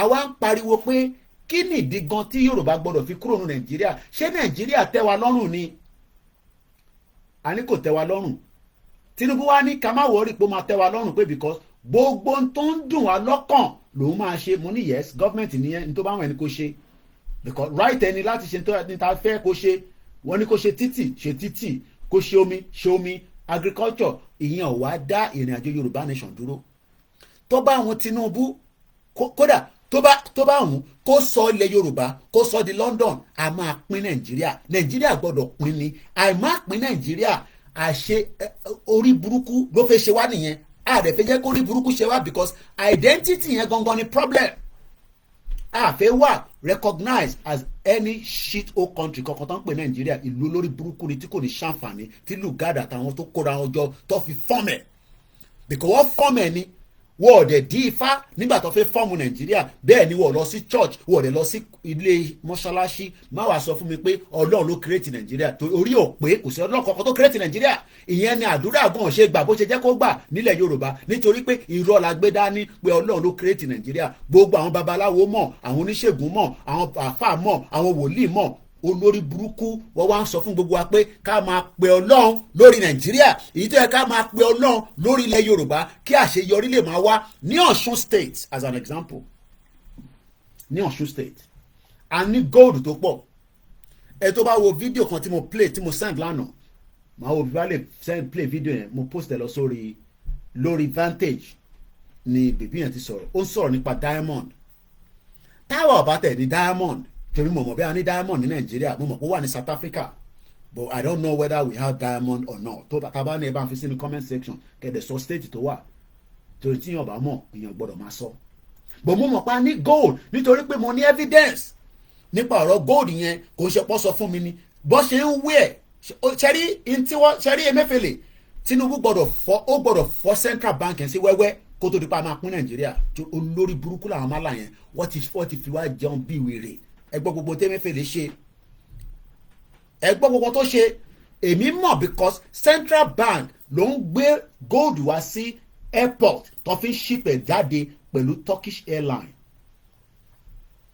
almost every week evidence yẹn wà lọ́wọ́ mi Ọ̀ṣun state ló pọ̀ jù níbi tó ti ń gbé raw gold yẹn wá mo mọ̀ bóyá wọ́n sọ fún ọba Ilé Ifẹ̀ pé nílé Ifẹ̀ ń bíbáyò à ń wa góòlù èmi ò lẹ́fídẹ́ǹsì yẹn oríṣiríṣi láti gbọ́ ìtìyàn bá lẹ́fídẹ́ǹsì but evidence pé níbo ni gold yẹn ti ń bọ̀ kò ń ṣe Zamfara àwa ní gbogbo nǹkan mìíràn yìí àwa ń ṣòṣì bí ẹran aṣẹ́wó ẹ má bínú fún èdè yẹn èmi àti yín àwa ń ṣe wàhálà káàkiri gbogbo àgbáyé àwa lọ jókòó sí àwọn ìlú tó yẹ ká má jókòó sí àwa ń bẹ̀ for 25 years àwa ń wọ jíǹsì káàkiri àwọn wọ nákì káàkiri ẹlòmíì àwa ra Mercedes ara Nissan àwa náà ti arrive nígbà tó yẹ ká wà lórí ilẹ̀ wa kọ́dọ̀ máa dá wa síbẹ̀ ká máa ṣe nǹkan mèremère ká wá máa travel wá sí ìlú òyìnbó ká wá kí àwọn ìlú òyìnbó náà ká lọ sí Trafalgar Square báwọn tó bá dé Central London lẹ́ni wàá rí àwọn ọmọ Arabs ìtútọ́ ń pa níbẹ̀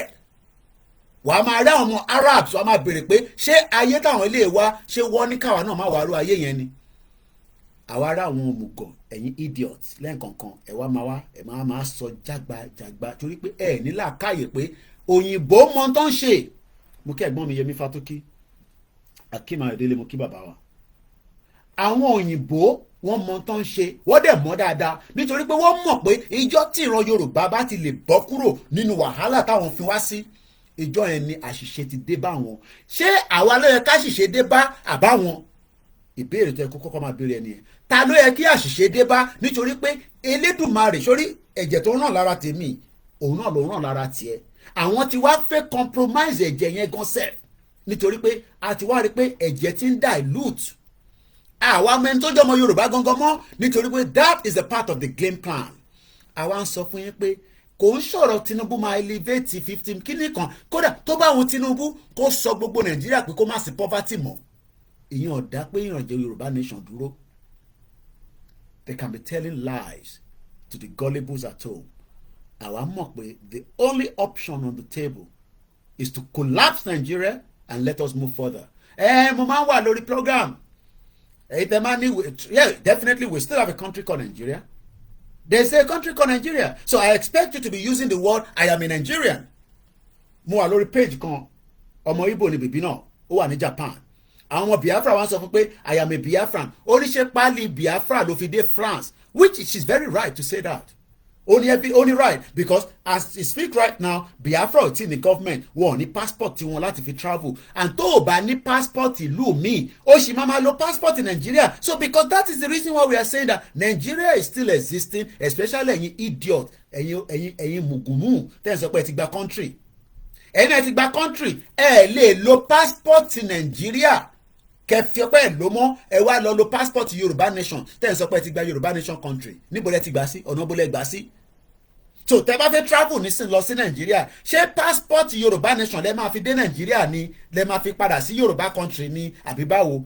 This is the reason why we are saying ọ̀rọ̀ Yorùbá nation kò ń ṣòro tíyàn fi ń tayín rárá ọ̀rọ̀ tó important ni tíyàn gbọ́dọ̀ lò lákàyè lé lórí lóòótọ́ ohun àkàgbà lẹ́nu nígbà tẹ́ ẹ sọ pé ẹ fẹ́ jà ìjà ló lè stop Nigeria within the next 24 hours ẹ dẹ̀ ti sọ pé ẹ̀ níjà that means pé ẹ máa ṣe ní pẹ̀lẹ́pẹ̀lẹ́ kẹ̀tùkẹ̀tù títí tá máa fi débi tá à ń lọ tí ọ̀pọ̀lọpọ̀ yẹn máa fi wá gbọ́ táwọn yẹn bá ti wá gbọ́ olúkálùkù àwọn máa wá react ẹlòmíì sì máa react jèmi lọ lọ́rọ̀ tó wà nílẹ̀ yìí ó lè má tó nísìn ó lè jẹ́ another 10 years nígbà táwọn ẹ̀gbọ́n mi George Akínọlá nígbà táwọn bẹ̀rẹ̀ sí sọ̀rọ̀ ní 2017 ṣe rí pé reaction tiwọn ó yàtọ̀ sígbà tèmi máa jáde torí nígbà tèmi máa gbọ́rọ̀ Yorùbá nation èmi ò bá wọn mu ní kékeré kò ṣe pé gbọ́n mi George Akínọlá náà ó mu ní kékeré ẹ jẹ́ ká gbọ́n tó sọ níjọ́ náà lọ́hùn ìyẹn ẹ̀gbọ́n wa George Akínọlá ní Adámàsìgbà ní 2017 ló ń pariwo pé ọ̀rọ̀ tó wà nílẹ̀ yìí kò ń ṣọ̀rọ̀ restructure àti ọ̀rọ̀ restructure kan mo rí bàbá Adébánjọ àwọn bàbá yẹn kọ́lọ́n kó túbọ̀ lẹ́rọ̀ mi gbogbo yín kí bàbá yẹn sì máa lọ patí at that age ohun wọn lọ ṣe ń lọ lóòótọ́ but tó bá ń dúró de bàbá Adébánjọ kóun ló máa gba Yorùbá nation fún ẹ òun ló máa fún ẹ ní restructure tó o tètè súnmọ́ ọ̀rọ̀ Yorùbá nation tá a mú dání àwọn bàbá yẹn máa jayé tó máa fi kú ni bàbá yẹn logi sẹ́pẹ̀ báyìí wọ́n mú dání báyìí wọ́n lọ sí patí kan ẹ lọ sórí Délé Mọ̀mọ́dù support Yorùbá nation àwọn máa jayé kú ni àwọn elite wa nìyẹn tí wọ́n ò ní fẹ́ jẹ́ kí Yorùbá nation kó tètè bọ́ sí because kò jẹ́ kí irú àwọn bàbá Adébánjọ at 95 kọ́ sì máa sọ pé ní tó bá mú bàbá Akíntóyè at 88 bàbá Adébánjọ ju bàbá Akíntóyè lọ bàbá ṣé bàbá Adébánjọ kó lè kọ́ ní ẹ má bínú bàbá wa ẹ rò pé mo ti rí yín dáadáa kò ṣe pé mo fi ọ̀rọ̀ sọ sí yín ṣé kò ṣe pé ẹ̀lẹ́kẹ̀ nílàákàyè ju bàbá Akíntóyè lọ because wọ́n ní ẹni tó bá dàgbà ló yẹ kó nílàákàyè èmi ò wá rò pé ẹ̀yin tẹ́ ń béèrè fún restructure ó jẹ́ kí gbogbo wà lójú kan nísìnyí ká máa béèrè lọ́wọ́ Tinubu pé ọmọ òdì ṣèdí bẹ̀rẹ̀ a fẹ́ Yorùbá nation fún wa ní Yorùbá nation honest a máa declare Yorùbá nation fúnra wa àwa ṣe yẹn àwọn bàbá yẹn ṣe wọn lọ patí ẹ lọ sórí Délé Mọ̀mọ́dù page lánàá mo àwọn bàbá yẹn pé táwọn tí a máa dúró fún restructure náà lélẹ̀ at 95 ó mú igi sẹ́gbẹ̀ẹ́ báyìí igi mẹ́ta òfin ó ti hold báyìí wọ́n di bàbá yẹn mú báyìí wọ́n sì ń lọ patí àwọn bàbá yẹn ni wọ́n wá ń dúró dè máa dúró dè wọ́n àwọn bàbá yẹn àtàwọn ọmọ wọn àtàwọn grandchildren wọ́n lè máa wò mí báyìí they are living a better life than me and you. Now nígbà tó di 2017 ẹ̀gbọ́n mi George Akínọlá àwọn jáde níjọ́ náà lọ́hùn mo wá fídíò yẹn ni kí ni àwọn jáde fún àwọn ń béèrè fún pé ọ̀rọ̀ tó wà nílẹ̀ yìí ó ti kọjá bó ṣe yẹ lọ ẹjá divide ìlú yìí nítorí pé àwọn olòṣì àwọn tẹ́yìn máa lọ campaign fún àwọn olè politicians yín láti gbogbo Kwara títí dé ìsàlẹ̀ gbogbo wọn pátá they are 419 ni wọ́n mọ̀ pé in táwọn yẹn ń béèrè fún ní 2017 yẹn òun ló máa liberate wa wọ́n wá jẹ́ kí ọ̀rọ̀ yẹn kó jáde síta nígbà tèmi gan máa fi wá gbọ́ pé àwọn George Akínọlá ti sọ̀rọ̀ rí ẹ̀gbọ́n mi yẹn ló ti mọ̀ rí fídíò wọn níbí báyìí wọ́n á ní ṣé báwọn kan ti sọ̀rọ̀ pé kí Yorùbá pín mo sọ̀rọ̀ Victor Taiwo cause àwọn yẹn bí 419 nìyẹn I don't trust that man because ó náà àti ń ṣe Yorùbá nation fún 30 years kíníkan kò sẹ́ni kankan tó tẹ̀ gbọ́n rárá ìgbà a máa gbọ́ àrí evidence tó rí ẹ̀rí dáadáa tó sọ̀rọ̀ ṣọ́kọ́ṣọ́kọ́ òun làwọn George Akiola. I'm not care about that Victor Taiwo, you know, gbogbo ohun tí ń ṣe Yorùbá nation for 30 years yẹn ó lè máa sọ̀rọ̀ fẹ́yìn gullibles. Àwa gan la gbé jáde torí pé ní Nàìjíríà tó wà yẹn gan sẹ́ mo rò pé èèyàn kankan mọ Victor Taiwo yàtọ̀ sáwọn ọba tọ́jọ́ ń ṣe kùdúpẹ̀tẹ̀ tọ́jọ́ ń wọlé tọ́jọ́ ń wọ̀de tó ń bá ṣiṣẹ́. Tí n bá rí fídíò yẹn nísìn màá lọ wá níbi tí mo tún lè ti rí. I'm sure pé ó wà níbí báyìí. So kí ni mo fẹ́ fààyàn bẹ́ẹ̀ ni pé ọ̀rọ̀ tó wà nílẹ̀ yìí ọ̀rọ̀ ọmọlúàbí pé a jókòó kájọ discuss ẹ̀ tó bá sì ń ronú pé Tinubu ti sọ fún wa pé òun máa tún Nàìjíríà ṣe yes iṣẹ́ tó àgbà fún nìyẹn ó gbọ́dọ̀ tún Nàìjíríà ṣe fún yín títí tí Nàìjíríà máa run until tó máa dijọ́ kan ó máa wá wind down tó dẹ̀ ṣe máa wind down ni pé olúkálukú wa lọ di bọ́dẹ̀ mú tàbá ti kọ́kọ́ gbẹ́gbẹ́ àgbà country báyìí àkọ́kọ́ máa close border wa bí ìgbà tí wọ́n bá fẹ́ ṣe election ní ó dà pé DRC ló fẹ́ ṣe election ní láìpẹ́ yìí the first thing they normally do ẹ̀rí pé nígbà táwọn náà bá fẹ́ ṣe election Nàìjíríà wọ́n á ní wọ́n close airspace kí ló ṣe máa ń close airspace because a fẹ́ any intervention of anybody ní period yẹn so ìjọ tí ó bá wáyé pé officially through referendum ni o which we pray that it can come through referendum through total declaration ni o kò ń ṣe ti dagboru ni mò ń sọ o through anarchy ni o at some point through pé Nigeria collapse ni o in tó bá ti lè mú kó collapse àmọ́ kọ́kọ́ close the border wa we close the borders so that a fẹ́ any infiltrators tó máa wọlé ní period yẹn in that period yẹn la máa wá jọ jókòó gbogbo ọmọ Yorùbá pátápátá kò ní sí APC mọ́ nígbà yẹn kò ní sí PDP mọ́ kò ní sí AAC mọ́ kò ní sí any political structure tó wà lábẹ́ Nàìjíríà kò ní sí 1999 constitution everything will be collapsed but reason táwọn kan ṣe ní ẹ má lọ fàdé bíi pé ẹ nílé control ẹ because ká má tún lọ máa ní tó ń pè ní àwọn warlord America ń bẹ̀rù yẹn èmi wà níbi tí a ṣèpàdé kan ní 2 years ago mo ní go into detail pẹ̀lú àwọn gbòógì èèyàn lamẹ́ríkà that is one of their concern pé tẹ́ ẹ bá lọ pín tẹ́ ẹ bá pín dáadáa there might be a warlord tó bá mọ̀ tó ń pè ní warlord ó pọ̀ ní Somalia warlord ni pé olúkàlùkù àwọn kan lè dira wọn mú ní just bẹ́ẹ̀ ṣe ń ṣe àwọn tọ́gìrì tẹ́ ń ṣe nísìn nílẹ̀ Yorùbá àwọn tọ́gìrì òṣì tẹ́ ń ṣe táwọn kan wá ní àwa la wà ní mú ṣe àwa la bá mú ṣe olóòṣà àwa la wà ní ojú ẹlẹ́gbà àwa so they are worried and they are concerned. That is why some people are saying tẹ́ bá ní ẹ fẹ́ gba Yorùbá nation ẹ wò dáadáa o ẹ má lọ dá wàhálà sílẹ̀ o tá bá lè sọ pé a fẹ́ dá wàhálà sílẹ̀ ọ̀rọ̀ wàhálà kọ́ what we are saying is that let everybody come together and let us discuss the issue but tẹ́ bá máa play game pé a lè discuss issue tó wà nílẹ̀ yìí o àwa tún ronú 2027 èmi ò ní kẹ́ máa ronú 2027 I care less anymore ẹ bá ronú 2031 gan sef because the same thing náà ló ẹ ṣe máa bá kò lè sí yàtọ̀ ìyàtọ̀ kankan ò lè sí pé ẹ ṣe election ọ̀rọ̀ election kan ló wà nílẹ̀ Yorùbá mọ́ nísìn ọ̀rọ̀ bí a ṣe fẹ́ decide fate wa ti real identity wa táwọn olùṣọ́ lórí burúkú British tó gbà kúrò lọ́wọ́ wa àwọn ló gbà kúrò lọ́wọ́ wa because wọn ò ní any right láti wá kọ́kọ́ decide lé wa lórí but ẹ mọ̀ tó ṣe wọ́n lo agbára wọ́n lo bomb wọ́n lo gbogbo nǹkan wọ́n lo agbára débi pé àwọn ọba wa kọ̀ọ̀kan náà compromise àwọn aráàlú compromise wọ́n tà wá lẹ́rú wọ́n ṣe gbogbo tó ń wù wọ́n disorganize wa after 110 years tí Nàìjíríà ṣe máa pé 110 years ní January 1st àfẹ́mú yìí tó ti wà ní countdown yìí àwa ń béèrè pé who are we gangan ta ni wá ta la wá gangan ṣé Nigerians ni wá yes. As it stands right now, we are Nigerians because the country has not divided. The country has not collapsed. So automatically, ẹni tó o bá ti ní passport ìlú mi, tó o bá ti lè ní identity mi, tó o bá ti wà nationalized sí country mi, tó bá jẹ́ pé inú Nàìjíríà ló wọ́ wà, o dẹ̀ ní any other means of travel pé kò ń ṣe pé visa ni mò ń sọ o. Because tó bá dé airport, ìwọ náà lẹ́ẹ̀kankan tí wàá fi ìwọ náà lọ sí airport. Wàá lórí kálukú tó bá ti dé airport, ẹlòmíà yọ blue jáde. Ẹlòmíì ayọ̀ kọ́lọ̀ mi jáde ó ayọ̀ dis jáde ẹni tí ó fẹ́ travel tó ń ṣe pé ó ń padà sí base ìlú tó ti jẹ́ nationalization kò nílò Nigerian passport àwọn kan ń lo dual nationality wọ́n ń lo ti Nàìjíríà bá ṣe ń wà báyìí nísìn kódà àwọn tó ti lọ́lé tí mo mọ̀ wọ́n ti sọ fún àwọn kan ti dágbére fún mi Mr. Koiki, àwọn kan ti wà ń lé wọ́n ti sọ fún mi, mo mọ̀ àwọn tó ń lọ lọ́la, mo mọ̀ àwọn tó máa lọ lọ́túnla, mo mọ̀ àwọn bẹ́ẹ̀ lọ. n tẹ̀ ní láti rántí àwọn kankan tí ọ̀yìn kan máa bá mi mú wá, mo ní láti ẹ̀tì bí tẹ̀ ṣe rántí nísìn máa pẹ́ nìyẹn tó bá ń padà bọ̀ kó bá máa kó bọ̀. So kí ni mo fẹ́ fàwọn bẹ́ẹ̀ ni pé as we stand today there is still a country called Nigeria. Don't let anybody fool you pé kò sí nǹkan tó ń jẹ́ Nigeria. Nigeria is still existing. It's still a country. Lágbàáyé, ní Africa, ní around the world, gẹ́gẹ́ bí ṣe máa ń gbé máàpù mi, ṣáà mo bí ṣe máa ń love máàpù mi láti gbé mọ́ra. There is still a country called Nigeria. She exists as of today. So don't be fooled pé kò sí nǹkan tó ń jẹ́ Nigeria. It is still existing. But we are campaigning for the right of the Yoruba people just as we are campaigning for the right of us to exit Nigeria. Now, kí ni process ẹ̀? Mo kí àwa Fọláṣadé Òjó ẹ̀ bá ń kí grandma tó ń kí grandma ẹ̀dẹ̀ bá ń kí àwọn wa grandchildren ní Adúlédùmarè abáwọn pẹ̀lú yín fún ìfẹ́ tẹ ní sí wa àti olóyè Ìgbòho, gbogbo ẹ̀yin tí ẹ fún wa ní owó fún olóyè ní ìgbà tá béèrè, àdúpẹ́ lọ́wọ́ yín. Gbogbo àwọn tí mo sọ pé under 48 hours àwọn èèyàn respond, raise good money, gbogbo owó yẹn ó lọ sọ́dọ̀ olóyè, àdúpẹ́ fún yín.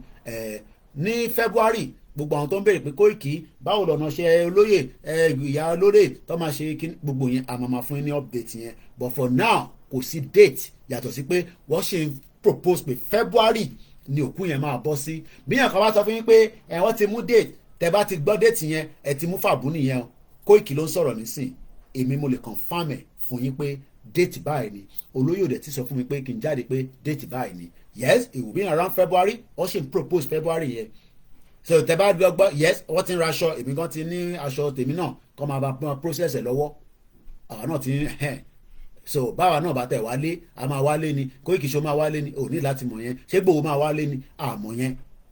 ṣé tí Joe Biden bá fẹ́ travel ṣọ́ máa ń fún ẹ ní gbogbo security details. kí lẹ fẹ́ mọ̀ pé Ìgbòho máa wálé fún? kí lẹ ń béèrè pé Ìgbòho máa wálé? gbogbo wa ni Ìgbòho, àwọn èèyàn wà nílé tó jẹ́ Ìgbòho, aláwọn tó lè lọ on behalf wa tó jẹ́ Ìgbòho, ẹ ní láti mọ̀ yẹn because ibi tó àwọn kan fẹ́ mọ̀ nìyẹn. Koiki ṣé Ìgbòho ń bọ̀ nílé, mo ní láti fún yín ní information lórí yẹn. Now à ń sọ̀rọ̀ Yorùbá nation lójoojúmọ́, gọ́ọ̀mẹ̀ntì náà ní àwọn ń ṣèjọba lọ́wọ́. Oh yes, government must continue to be government until the final day, until the final day of the collapse of Nigeria. Ìgbà tó máa wáyé I don't know, because I can see that the Yoruba people are not ready. Ready. Ìyẹn stop yín pé kẹ́ máa lọ sí education. Tó bá lè kàwé, tó bá rẹ́ni fún ẹ lówó lọ sí abroad, tó bá rẹ́ni lọ sí abroad. Ìyá kan pè mí láàárọ̀ ẹ nísìn, wọn náà kan tẹ̀ dé kìnnìkan wọ̀rí. Ẹ̀yin tẹ́ ń bọ̀ ẹ jẹ́ mọ̀ pé ìyẹn ń gbàyàn sílé nílùú yìí o. Tó bá sọ fún wọn pé hòtẹ́ẹ̀lì ló máa wọ̀, ó lè gbé lóòtẹ́ẹ̀lì nílùú yìí, ó máa lọ rẹ́ǹtì lé ni.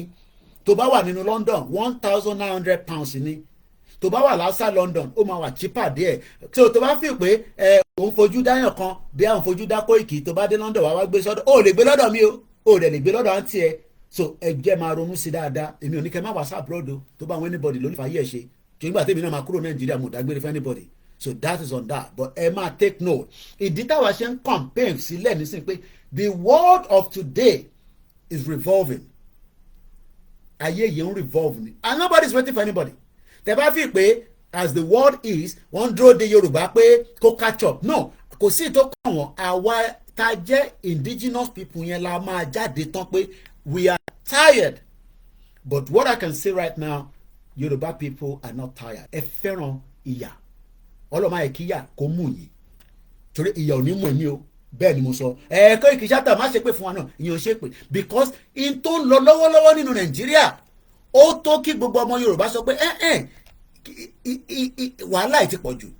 But all I say every day is the same set of people tá à ń fight fún, tá à ń campaign on behalf.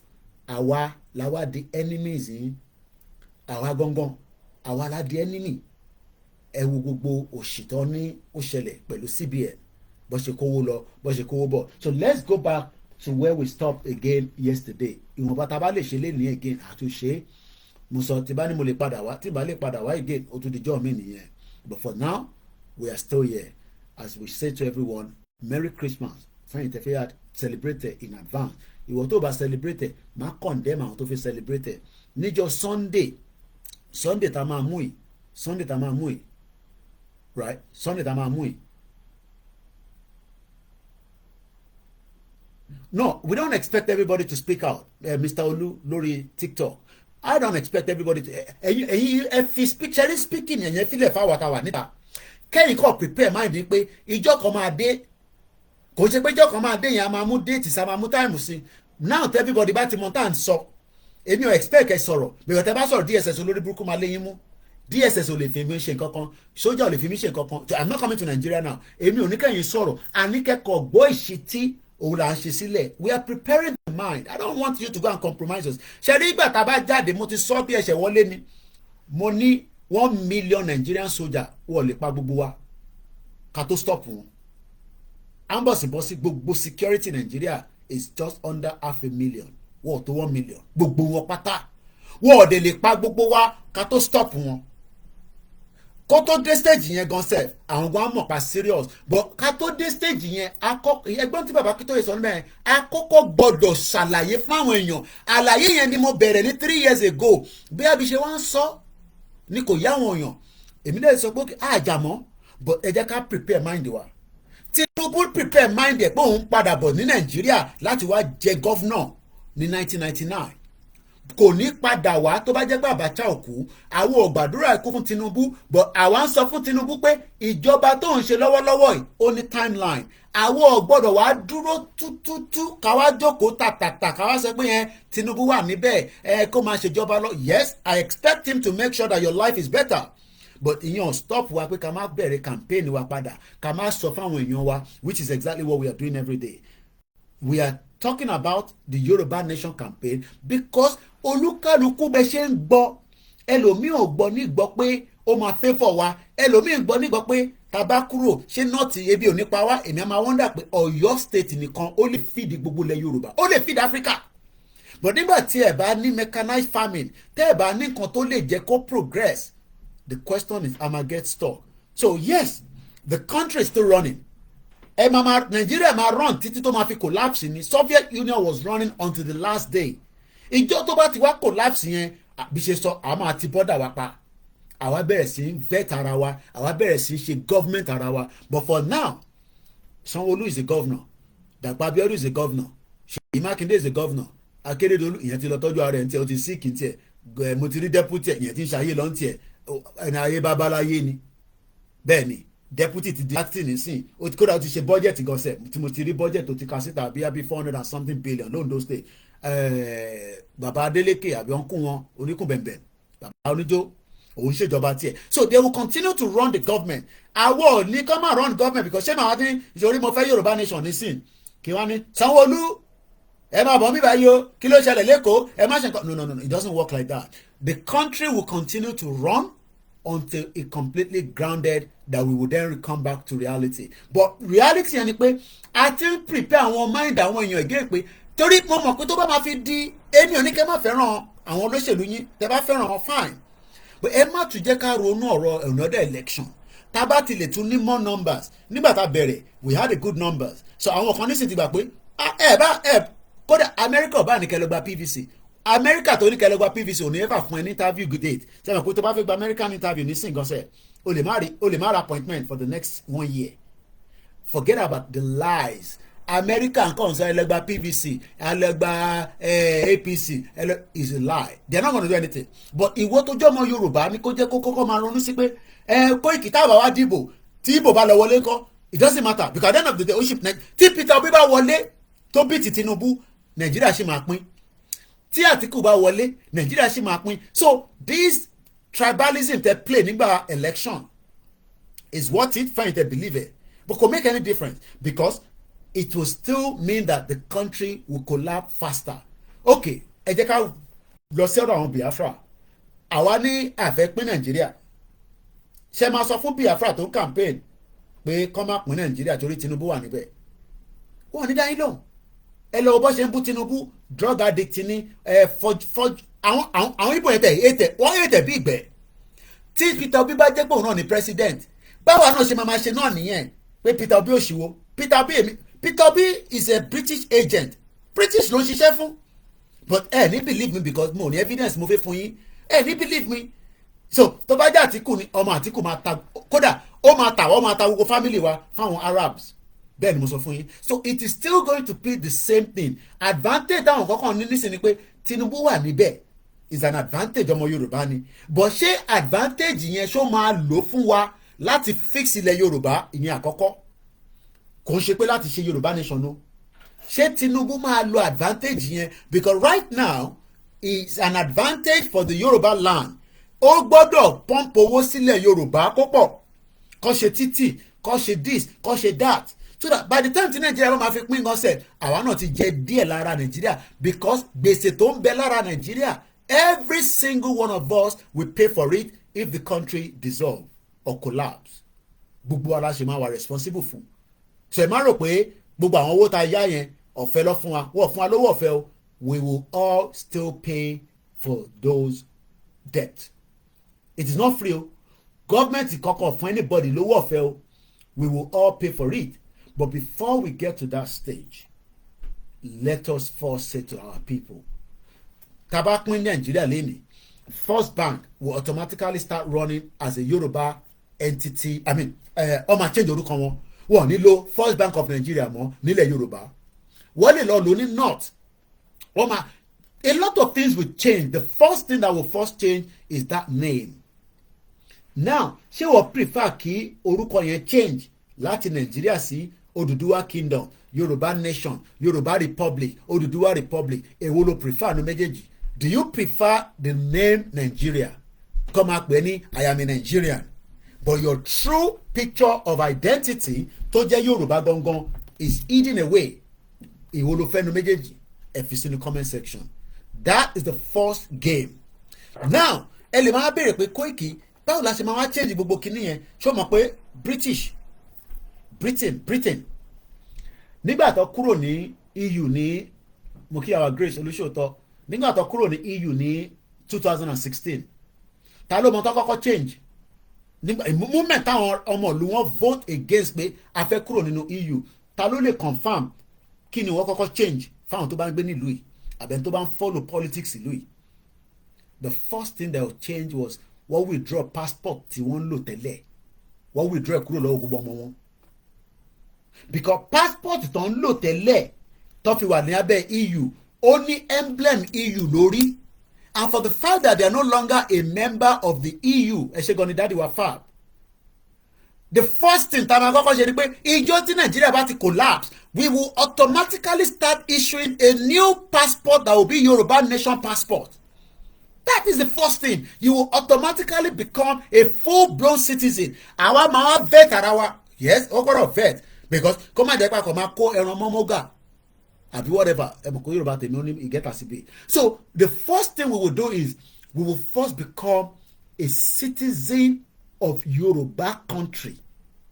And that means that you will have right. Àwọn kan náà máa rí right yẹn o ẹ má doubt ẹ o àwọn ọmọ Igbo kan máa ní right yẹn because right ọmọ ní ni pé wọ́n ti fẹ́ ọmọ Yorùbá just like bí wọn náà ṣe rán àwọn òyìnbó tó ń fẹ́ Nigerians ṣé o mọ̀ pé àwọn òyìnbó tó ń fẹ́ Nigerians yẹn wọ́n fi ń gbàwé ni kò ń ṣe pé wọ́n ní true love láàrin wọn bọ̀ wọ́n fi ń gbà ìwé ni kò dà wọ́n ṣe gbogbo ẹni tó fẹ́ òyìnbó ló ní ó fẹ́ gbàwé mo mọ̀ àwọn tó yẹ pé British ni wọ́n òyìnbó ló fẹ́ into prefer nìyẹn and it's vice versa àmọ́ ẹni tó jẹ́ ọmọ Nigerian tó ní British passport lọ́wọ́ òyìnbó ló fẹ́ so what is going to happen is that a máa set up immigration center immigration minister immigration department àwa bẹ̀rẹ̀ sí yanjú citizenship yẹn by categories number one àwa tá a bá jẹ́ ọmọ Yorùbá core to the core full blown Yorùbá we become the first automatic citizen mo kàn ṣàlàyé fún yín process yẹn ni o because àwọn kan fi pé this process pé a fẹ́ pín kúrò lára Nigeria is a difficult process no it is not the British left the European Union in 2016 and after they left every British passport holder wọ́n ní kó dá padà ẹ dá passport tó wà lọ́wọ́ yín yẹn padà kó lè issue new one fún yín kódà iṣẹ́ ló tún jẹ́ fún àwọn tó ń print passport so tá bá ti ní a fẹ́ kúrò nínú Nigeria tí a ti decide lẹ́ni we will automatically be issue a new passport tá a bá tẹ̀ tí ní opportunity láti print passport yẹn nílẹ̀ wa because of reason not because bí a ti set up dáadáa à á lọ gbé lọ bá àwọn tó ń print passport is business nìyẹn fún rẹ gọ́ọ̀mẹ̀ntì ló máa sọ fún wọn pé template ta fẹ́ lélẹ̀ security feature ta fẹ́ kó wà nínú ẹ̀ lélẹ̀ wọ́n lè fún wọn ní template yẹn ẹ má bìrì gbogbo nonsense ti Dagboru yẹn kọ́kọ́ gbé wá fún wa tó sọ pé yẹn ká lọ your passport she was a baba 419 ìyá yẹn olórí burúkú ni kò ní kú síbi táṣọ ẹ wà baba 419 ìyá yẹn but I'm not going to there. So what I'm saying is that the day ìjọ tí Nàìjíríà bá ti collapse ó dẹ̀ máa collapse kò bá jẹ́ 20 years from now tó bá máa collapse in 20 years I will still be alive because I will only be 60. Ọlọ́run jẹ́ kíru àwọn bàbá Adébánjọ wà láyé because tá a bá add 20 years mọ́ age bàbá yẹn he will be about almost 105 years old. So ṣẹlẹ̀rí kọ́tà sọ nísìn kọ́dọ̀ fún gbogbo alẹ́ mi Google àgbàdúrà ikú fún anybody but what we are saying is that pé Nàìjíríà ò ní collapse yẹn ó máa collapse. Ó lè take time ni ó lè take another 30 years ó gbọ́dọ̀ collapse because àìmá collapse ẹ̀ a lè ṣoríire o fact lẹ́gbẹ́ lẹ́nu mi yẹn ẹ bá a máa sáré kiri olóńgbàdúrà ní church olùsọ́dọ̀ babaláwo the first problem ni pé territory wa tó jẹ́ orílẹ̀ wa gangan yẹn wọ́n ti compromise ilẹ̀ yẹn a gbọ́dọ̀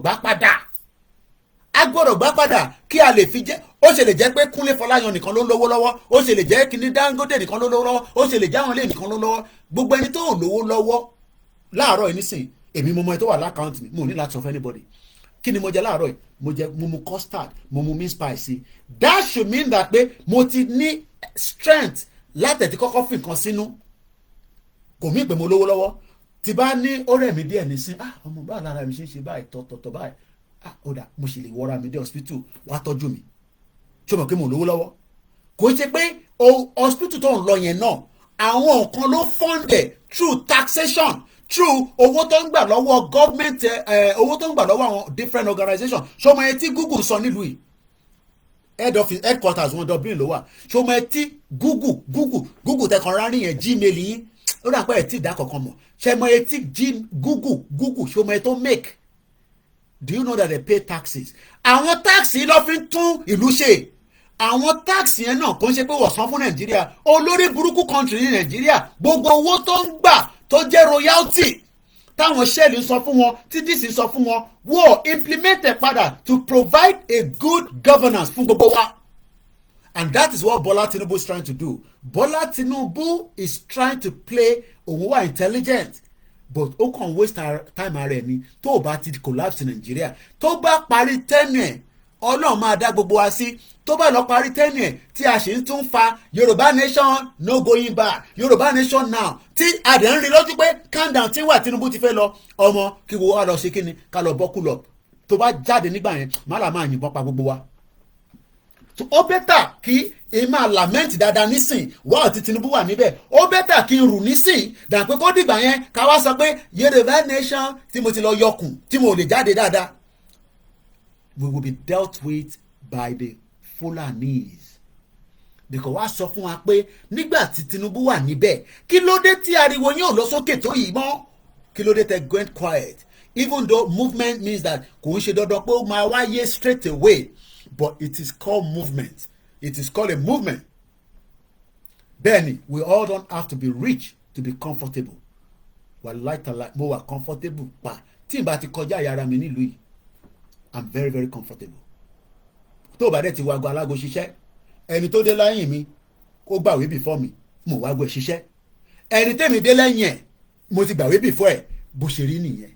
But what we are saying is that the current state of things in Nigeria, it is not designed for us. It has never been designed for us. It is a very biased. Ẹgbọ́tán sọ pé àwa ni wife according to Lugard. Àwọn north ni husband because south ni west. Southwest ni ìyàwó. North ni ọkọ. Àwa wá ń ṣe wàhálà. Owó tá wá make ó wá ń padà sí north. Àwọn north wá jẹ gàba lórí wa. Tinubu kọ́kọ́ gbọ́dọ̀ make sure pé ọmọ Yorùbá náà ní owó tó pọ̀ lọ́wọ́ while he's in government. Oh yes, ó gbọ́dọ̀ make sure. Ó gbọ́dọ̀ sọ ọmọ Yorùbá púpọ̀ dolówó ká tó pín Nàìjíríà. But gbogbo yẹn náà, it is just tiny part of the problem. The bigger problem is that every single one of us should start talking about the dissolution, the collapse of Nigeria. ó gbọ́dọ̀ collapse bẹ́ẹ̀ ni ìyàwó Amojade Sanya ó gbọ́dọ̀ ní àìmá collapse in Nigeria every one of us will be affected. The next generation will never forgive us. Let everybody continue to call themselves Nigerians, but ìjọ tó bá ti collapse, it will automatically. Ẹ jẹ́ kí n lọ sí how did Britain change passport. Sorry, Google now. Passport after EU exit or BRICS exit. Yeah, BRICS. Yeah. Ẹ jẹ́ kí n kúrò. Britain will be able to travel with a blue passport when traditionally color returns for the first time in almost 30 years.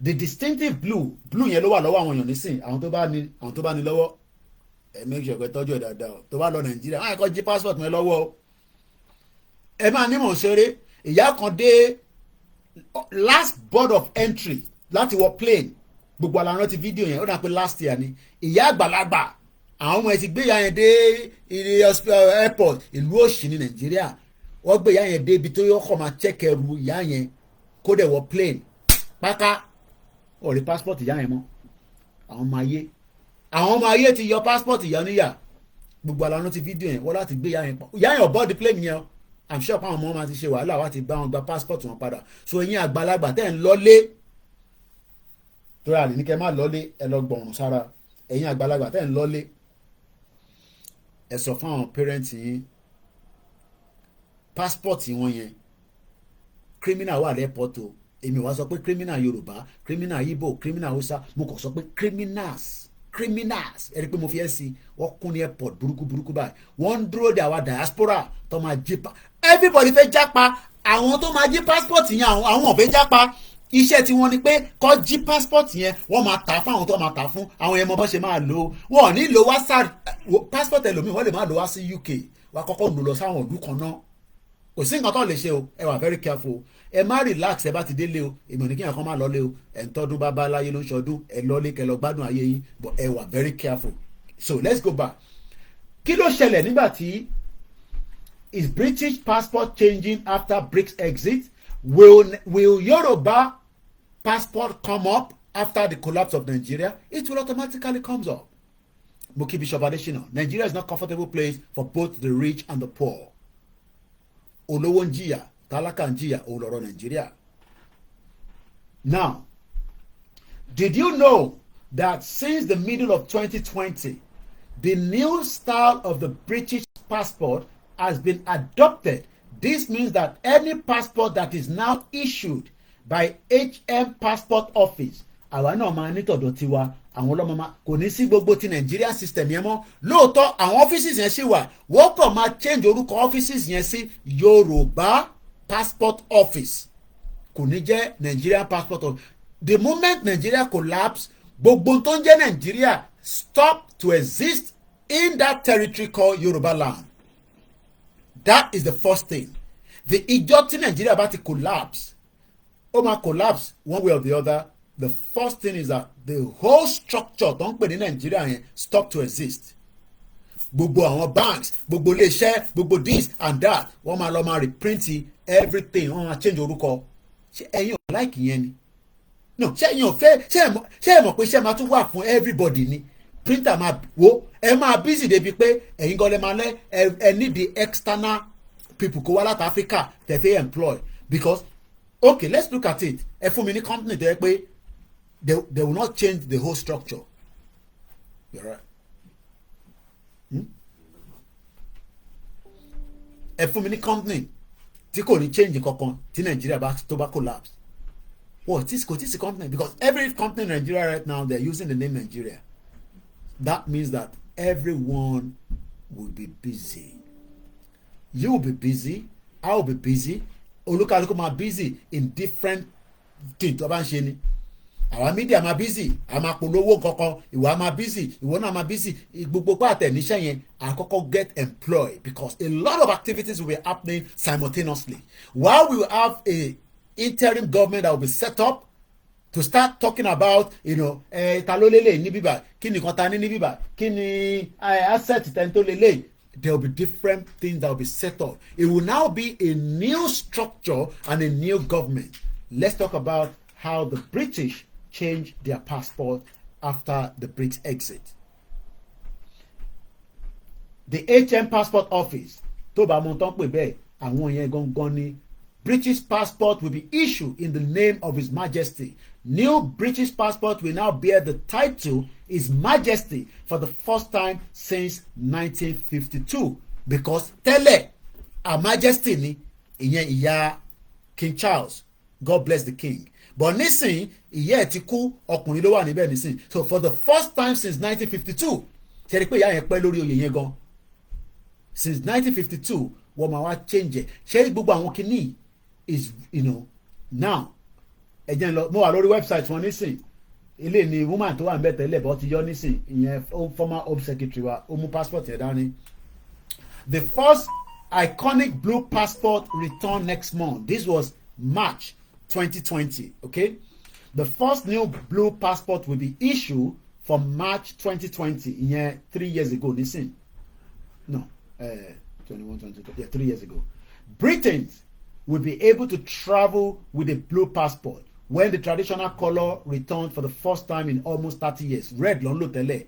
Gbogbo ẹ̀yin tí ẹ̀ ń gbìyànjú tẹ́ wà ní UK tí ẹ ṣì wọ́n abẹ ṣe máa rí ìwé yín gbà bẹ́ẹ̀ náà ṣe máa gba British passport Ọlọ́run jẹ́ kẹ́ rí gbà lágbára Elédùmarè. Mo fi tọjọ́ tèmi fáwọn tó ti gbà á kọ́lọ́run jẹ́ kẹ́yìn náà rí gbà. It's worth having it if you have the opportunity. Máa kí ẹ̀kan fúlẹ̀ mo mọ̀ pé ṣòwò rẹ ní òun gba American passport olómọ reason tó òun ṣe fi gbà ó ní òun gba American passport, but if you have the opportunity to get any passport níbi tó bá wà, please go for it and get it. Okay, you just have a dual citizenship, that's all. It's worth taking it, especially tó bá ní opportunity láti gbà. Mo kíyàwó Ifá Dewúrà ẹ kú palẹ̀ mọ́ ìṣùdé àdúrà wa gbà. Dẹ̀mọ̀ mọ ìjọ tó lọ fi ti UK sí ìjọ àwa tá ní mọ́tò tá a bá fi wá sírú event yẹn nísìn, it will be very difficult, because ìjọ Christmas, Boxing Day stroke Monday ṣe tó bá drive ó máa difficult fún, but àwọn team wa máa lọ sí ìṣùdé tó máa ṣe ní ìjọ Sunday, so we're working on that. Tàbárẹ̀ tó fẹ́ support wa ẹ̀ fún wa ní support, so àwọn team wa mẹ́rin mo dedicate wọ́n máa ṣe ìṣùdé ní lẹ́kọ̀ọ́ and èṣù àwa la ní ẹ máa kí n kan Christmas Eve but ó máa bọ́ sí òru because bẹ́ẹ̀ ṣe sọ níjọ́ yẹn mo ti rí page yìí mà ó máa bọ́ sóru èmi tá àwa tá dẹ̀ drive ó máa difficult fún mi láti padà sílé. I would have loved to come. Ẹ ti get me ìjọ tẹ fẹ́ ṣe yẹn sẹ́ ó ti bọ́ sóru because ṣe bí overnight lẹ fẹ́ ṣe. Ẹ jẹ́ kí n lọ page yìí again, I'm sure ẹ jẹ́ kí n tẹ bá ń polówó ẹ̀. I'm sure abi I'm very sure pé overnight ni. Even though I have a very very tight schedule this week, mo ní page yẹn wà again. Ẹ má bínú pé mo ní stop gap nínú kọ́tà and discourse ara àṣepàgbà náà nìyẹn. Ifá Dewúrà temple ẹ tó bá mọ ẹ máa lọ follow wọn, they're doing very well, but tí n bá lè make ẹ ní eléyìí definitely I'll be attending one of your events níjọ́ kan lágbára Ọlọ́run orí page náà mo wà nísìn. Èṣù is not Satan, it's a work for Èṣù Olaolu. This is coming up. There's going to be a walk. Okay, to 2022 lele. To 2022 le post it. In a new post you are, mommy.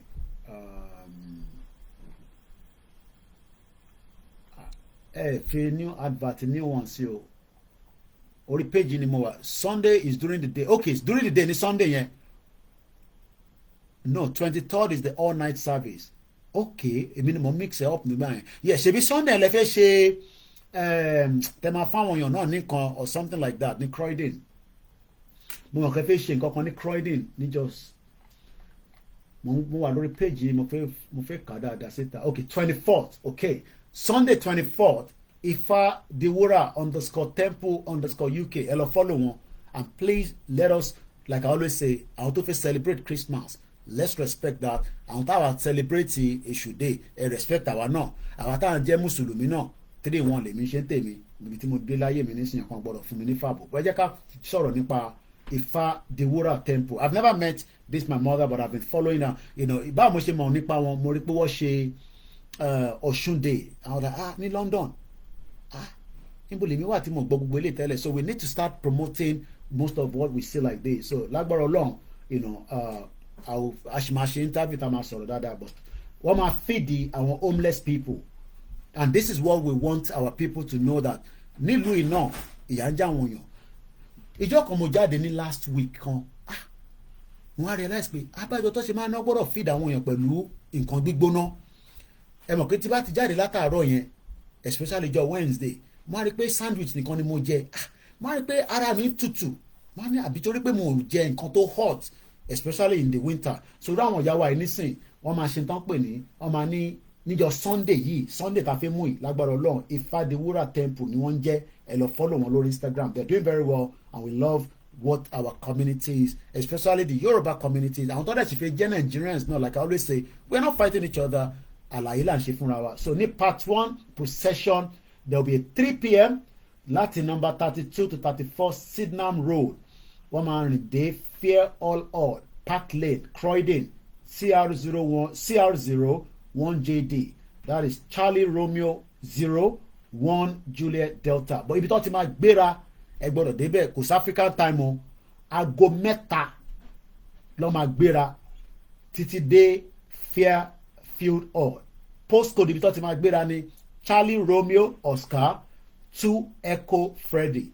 So ẹ jọ̀ọ́ ẹ darapọ̀ mọ́ wọn. Tó bá wá di part 2 níjọ́ yẹn náà láago 4 dé aago 6, wọ́n náà máa feed the 1,200 homeless people. Ẹ máa pé homeless wà nílùú yìí. Bẹ́ẹ̀ ni àwọn homeless wà, and it's not their fault. Sometimes, you know, different people are going through 100% only psychiatric land only Yaba.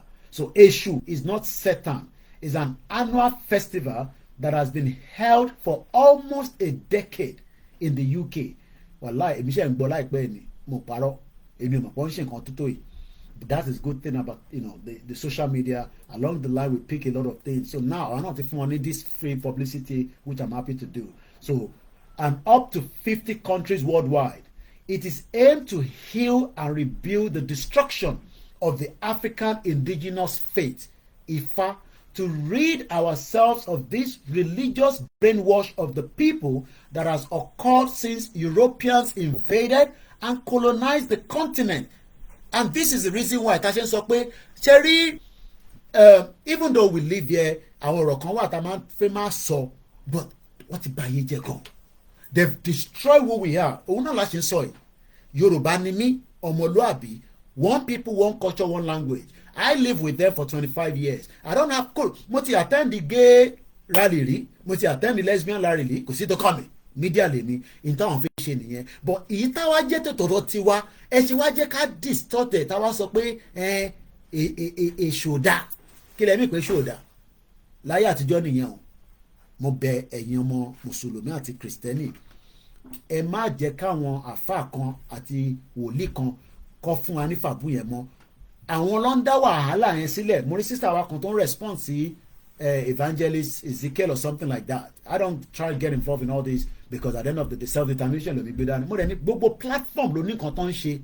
In tí àwọn Ifádewúrà gbé dání, wọ́n sọ pé torí àwọn máa feed 1,000 nísìnyí kọ́ wá ní àwọn ọmọ tá a máa feed àwọn tó believe in èṣù nìkan. No, because àwọn ti wà nínú society to understand pé àwọn kan máa accept wọn, àwọn kan ní accept. This is the problem táwọn ní Nàìjíríà. Àwọn Fúlàní kan fi accept pé àwa la nílẹ̀, wọ́n fi override wa. So mo dúpẹ́ lọ́wọ́ yín o ìyá wa, bẹ́ẹ̀ ni èṣù láàlú. So and I love the work tẹ́ ń ṣe. Like I said, if I can't make it this Sunday, we will see how we will meet up. Mo mọ̀ pé frequently lè máa ń ṣe event, ẹ̀ dẹ̀ máa ń ní ibi tẹ́ ti máa ń ṣe ìjọsìn náà. I will come down there, you know, mo ti lọ sí sẹ̀lẹ̀ rí, mo ti lọ sí church ìyá àdúrà rí, ọ̀fẹ́ ni mo lọ bá wọn ṣiṣẹ́ níbẹ̀, ọ̀sánwó fún mi. Wọ́n ti fún mi lówó kan rí o, mo lè parọ́, but ọ̀fẹ́ ni. So mo ti lọ sí mọ́ṣáláṣí rí. So we should be able to also visit Ifa temple, and I will be there, like I said, you know, if we can't make it before the end of the year, I promise I will be there. Mo mọ̀ pé ẹ̀mọ́ ilé tẹ́lẹ̀, but I've always have the intention that kò máa rí mi ni, but since I can see you on the thread, mo ṣe ń sọ nísìn, and ẹ bá ń kí grandma náà àti àwọn ọmọ àti gbogbo àwọn temple yìí. So let's move on to the next conversation. So for the fact that we are talking about nígbà táwọn Britain to exit nílùú yìí, what change the passport wọn. So when we talk about moving away from Nigeria, ó máa wá ní peace ni kò ní wá ní peace ni. The moment it stopped to exist, the first thing that is going to happen is that we will have a change of identity. Identity problem tá a níyẹn, we are having a serious identity problem, and I'll remind you what was said by ẹrántí man kan tá ka kìíní ẹ̀ lánàá. ẹ jẹ́ n lọ sí history mi again. Where is my history? All right, let's go back to 1914 amalgamation. By now, tó wá fi in the next few days nísìn wàá máa celebrate this fraudulent amalgamation tí wọ́n dá sí wa lọ́rùn. Àwọn òyìnbó ló dá wàhálà sí wa lọ́rùn. Yet many of us náà kan tó ń pè ní Campbell aka kìíní ẹ̀ lánàá. Why 1914 amalgamation is Nigeria being okay? Only we talked about it yesterday. Every problem Nigeria has faced, mo fẹ́ ká farabalẹ̀ ká gbọ́ ilé. Every problem Nigeria has ever faced, FACED, and we face. Ọ̀rọ̀ méjì níbẹ̀ yẹn. Ṣẹ́rí òyìnbó ní agbára díẹ̀. Every problem that has ever faced, àti tá tún máa rí, àti tá ti rí tẹ́lẹ̀, can be traced to the demonic ẹgbọ́n kọ̀tọ́kọ̀ demonic event of 1914. Èmi kọ́ mo kọ́ átíkù yìí. Ó wà lórí The Guardian by Charles Ogbu on the 6th of February 2017. And I always love to give reference to what I do, so I'm going to post the link as well. Moki Babawa BD, Moki Ogbeniten Darapọ̀ mọ́ wa. Bishop Adesina ni Eshu in Yoruba means the ministry spirit. Yoruba ancestor called Eshu is known as Lanroye. It is not Satan or Satania. Eshu Lanroye is not the devil or the fallen angel. Àwọn tó kọ́kọ́ compromise Eshu yẹn òun làwọn Nollywood kẹ́mà kì í ṣépè fún yín. Àwọn ló dá wàhálà lẹ̀ lọ́ máa mú Jésù lọ́ máa ní Jésù na Èṣù pa, and we believe all that for a very long time. Jésù kankan na Èṣù kankan pa, Jésù na devil ni kò ní kankan ṣe pẹ̀lú Èṣù, but the fabrication yẹn was cooked, and gbogbo Nollywood tẹ́ bá lọ wò ẹ máa rí wọ́n máa prepare kinní kan ó máa dàbí monster ó máa dàbí kinní kan wọ́n á ní Èṣù nìyẹn Èṣù ló ń ṣe.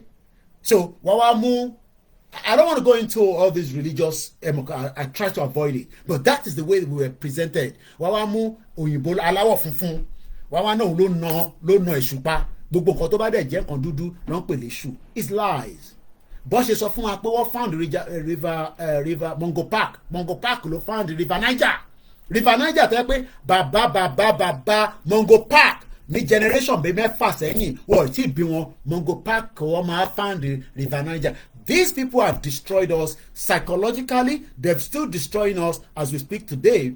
And until we start talking about it, about the most important thing tó lè fún àwa Yorùbá ní the biggest move òun ni pé ká collapse Nigeria. Tá bá ti collapse Nigeria, automatically gbogbo African countries a máa reset brain wọn.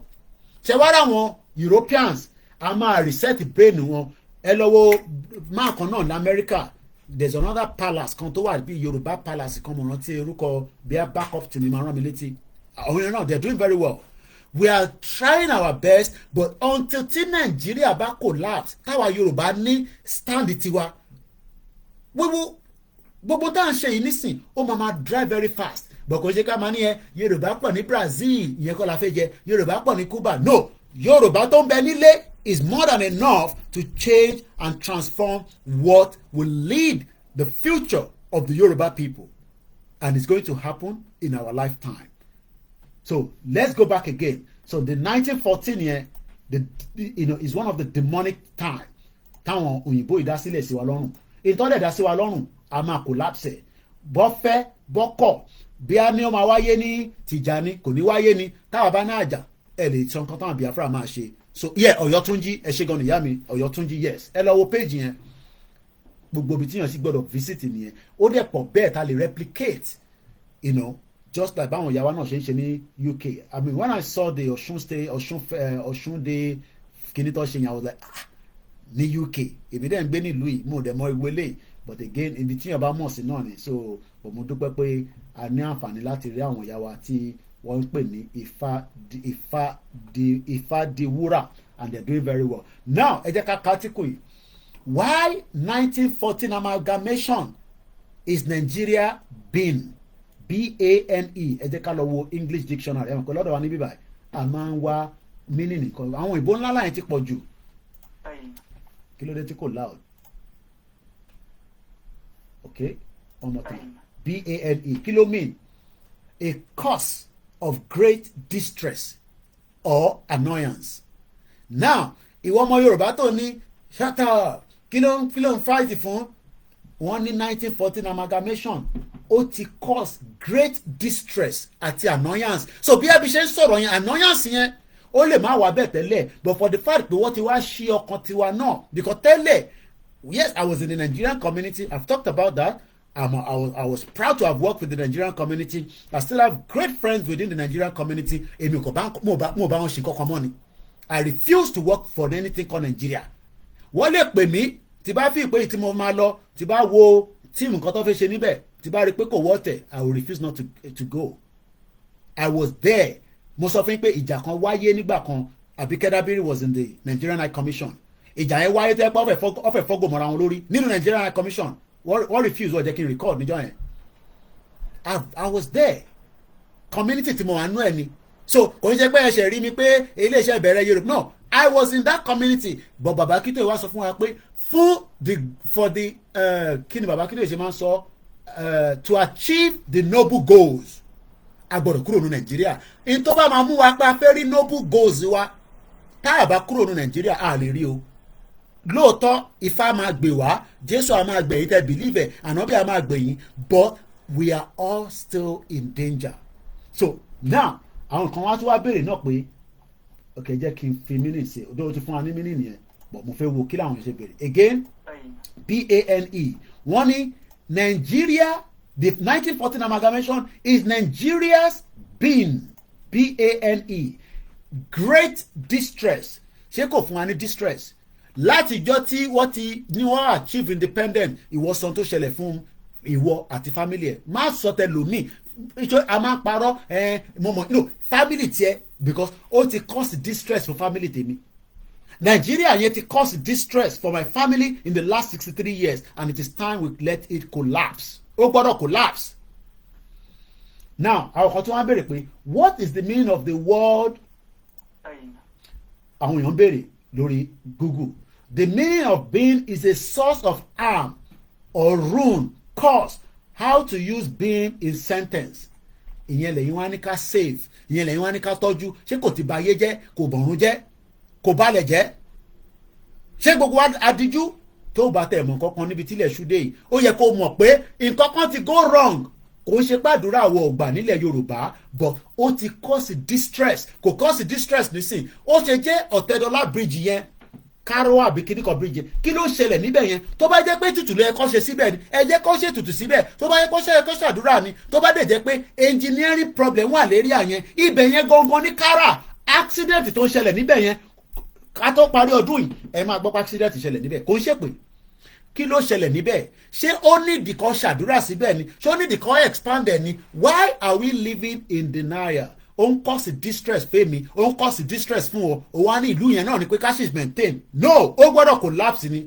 ó dẹ̀ máa collapse àsìkò tó máa collapse nìkan láì tí mọ̀ bọ́pá wa máa dákẹ́ mọ́lẹ́ mi ni last man standing lórí ìrìn àjò yìí èmi ni máa ṣí ọkàn yín kúrò lára ìlú tí ó fún yín ní distress èmi ò sí nílé ó fún mi ní distress every day ni mo ní distress lórí ọ̀rọ̀ Nàìjíríà because tí bá gba phone call báyìí nísìn distress ni because ẹ tó bá pè mí láti Nàìjíríà nísìn bàbá distress ló ń fún mi nítorí ẹ kọ́kọ́ béèrè pé ṣàlàfíà lẹ́wà àwọn ọmọ ń kọ́ ọ tọ́ bá máa fi sọ̀rọ̀ méjì mẹ́ta nǹkan dún kọ́ láyé àtijọ́ ìyá tèmi jẹ́ kí mi mọ̀ pé wọ́n máa ń send owó wá láti Nàìjíríà sáwọn èèyàn àwọn kan sì ń ṣe àwọn olè ẹ lọ wo Kogi state governor wọ́n ní nephew ó send over kìíní kan $1,000 lọ sí Amẹ́ríkà ó fẹ́ lọ fi kàwé ìwọ máa wáyìn pé máa sọ pé Nàìjíríà máa work all these are bastard politicians wọ́n ti báyé jẹ́ wọ́n ti kó distress sí yín lára wọ́n ti pa yín sínú mo ní wọ́n ti rape yín ẹ̀kọ́ ń wọṣọ ni ẹ rò pé gbogbo àwọn tí wọ́n ń ṣe olóṣó nìkan ni wọ́n ti olóṣó gbogbo wa pátá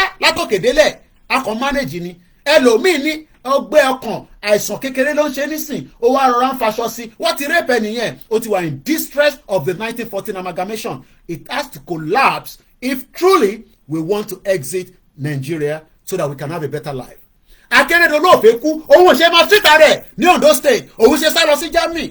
Kí ló dé tí Akérédolú ò ṣe dúró sínú Ondo state kó máa tọ́jú ara ẹ̀ nínú general hospital tóun fúnra rẹ̀ ò pọ́ǹpù owó sínú ẹ̀. Àwọn rò pé àwọn gbọ́n àwọn sá lọ sí Germany wọ́n fẹ́ kú wọ́n wá ní kéèmì àti wọ́ tàbá kú ká lọ bá God tí yóò kọ́kàn rí ta ló lọ sí ọ̀run tó padà wá rí. Ẹ má tanra yín a gbọ́dọ̀ allow that distress yẹn a gbọ́dọ̀ pull it down ọ̀nà tá a fẹ́ fi pull it down gbogbo wa la máa jọ ṣe kò ń ṣe bàbá Akíntóyè nìkan Ìgbòho máa gbáyà sókè kó máa lọ síwájú no Ìgbòho níyàwó kò lọ́mọ ó níyàwó lọ́mọ Ìgbòho ní òun ti ṣe tán ṣáwa ti rẹ́dì òun ní béèrè. Now ẹ jẹ́ ká padà sórí átíkù yẹn mo kí gbogbo èèyàn olólùfẹ́ wa lẹ́ẹ̀kan sí yẹn mo drink mi. Ẹ ṣe gan ni ìyá mi Kristi ẹ kú ìnáwó àná ẹ̀yin lẹ máa fún wa lówó tó jẹ́ gbẹ̀gẹ̀ lórí kíní lánàá nígbà tẹ́mi gan rówó yẹn báyìí ẹ mọ̀ káwá jẹ̀búdẹ̀ láìkọ̀ owó báyìí owó yìí máa pọ̀ mọ́ mi wọ́n ní Kóìkì wọ́n fi yẹn sílẹ̀ ó tó bẹ́ẹ̀ jù bẹ́ẹ̀ lọ ẹ má bínú. Mo kí gbogbo alẹ́ nǹkan sí báríkà Jímọ̀ fún gbogbo àwa mùsùlùmí mo kí gbogbo àwọn mùsùlùmí pátápátá a máa bá wa láyé a fi wá sáyé lẹ̀ lọ ni gbogbo àwa tá à ń palẹ̀ mọ́ èṣùdé náà a bá wa láyé àwa tá à ń palẹ̀ mọ́ ọdún kérésìmesì náà gbogbo ẹ̀ náà wọ́n ní ọdún ẹni ọdún bá láyé ló ń ṣọdún. Mo kí ìmọ́lẹ̀ Yorùbá ẹ jẹ́ ká lọ sínú átíkù ilé nǹkan sí.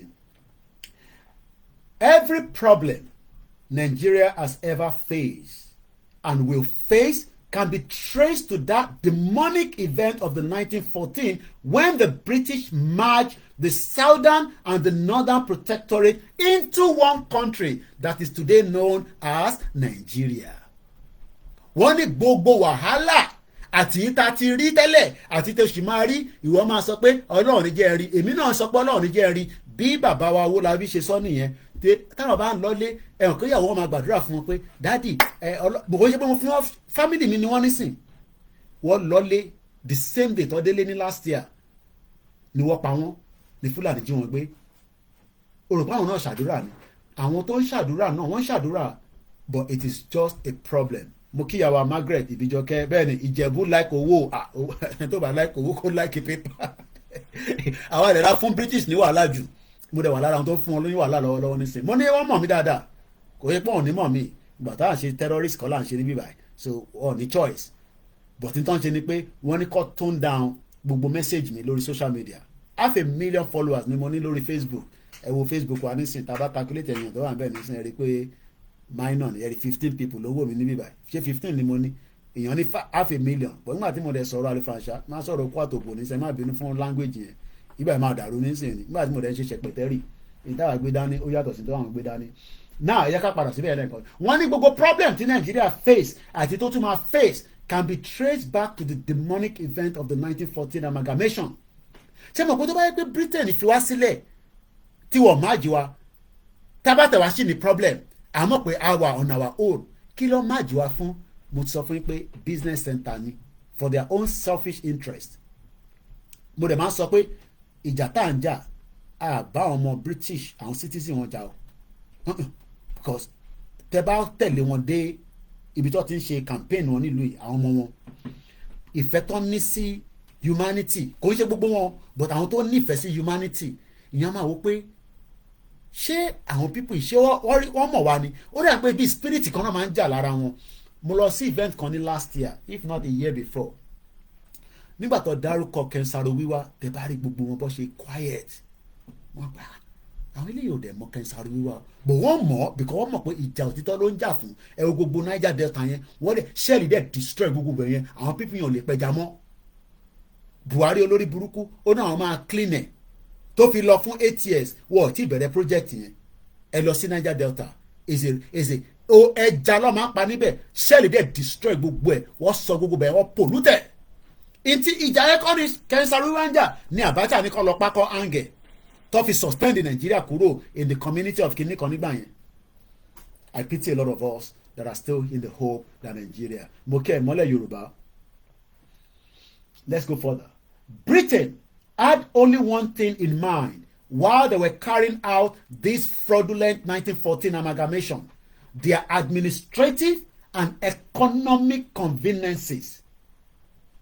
Administrative tó bá náà tó ní administrative ìlú ìní ọ̀bẹ́dà ó lè bí tiwọn tọ́ba ní tó ní ètò tó dẹ̀ ní tó ń pè ní ètò lọ́wọ́ ìgbà tó fẹ́ sin òkú queen ẹ lọ wo possession yẹn ẹ lọ wo mọ̀ wọ́n òyìnbó kan tó máa ń lò ẹ lọ wo choreography yẹn wọ́n ọ̀bẹ́dà ẹ̀mí àá máa wà nílùú ìpè ìlú ìlú fẹ́ wá gbé ni wọ́n ní ètò kódà kámẹ́rà tún máa gbé ẹsẹ̀ lọ sọ́dọ̀ àwọn sójà tó máa march tó máa because àwọn ló ní ètò lọ́wọ́ administrative UK ló ní especially àwọn tá a ṣiṣẹ́ ní bíi hotel for 10 years mo máa ń wonder pé kò tó tí event kan bá ti ń tán báyìí àwọn the same organizer yẹn ìjọ yẹn náà lọ tuntun book ìjọ yẹn náà látúntún plan àmọ́ wá plan títí event yẹn máa fi dé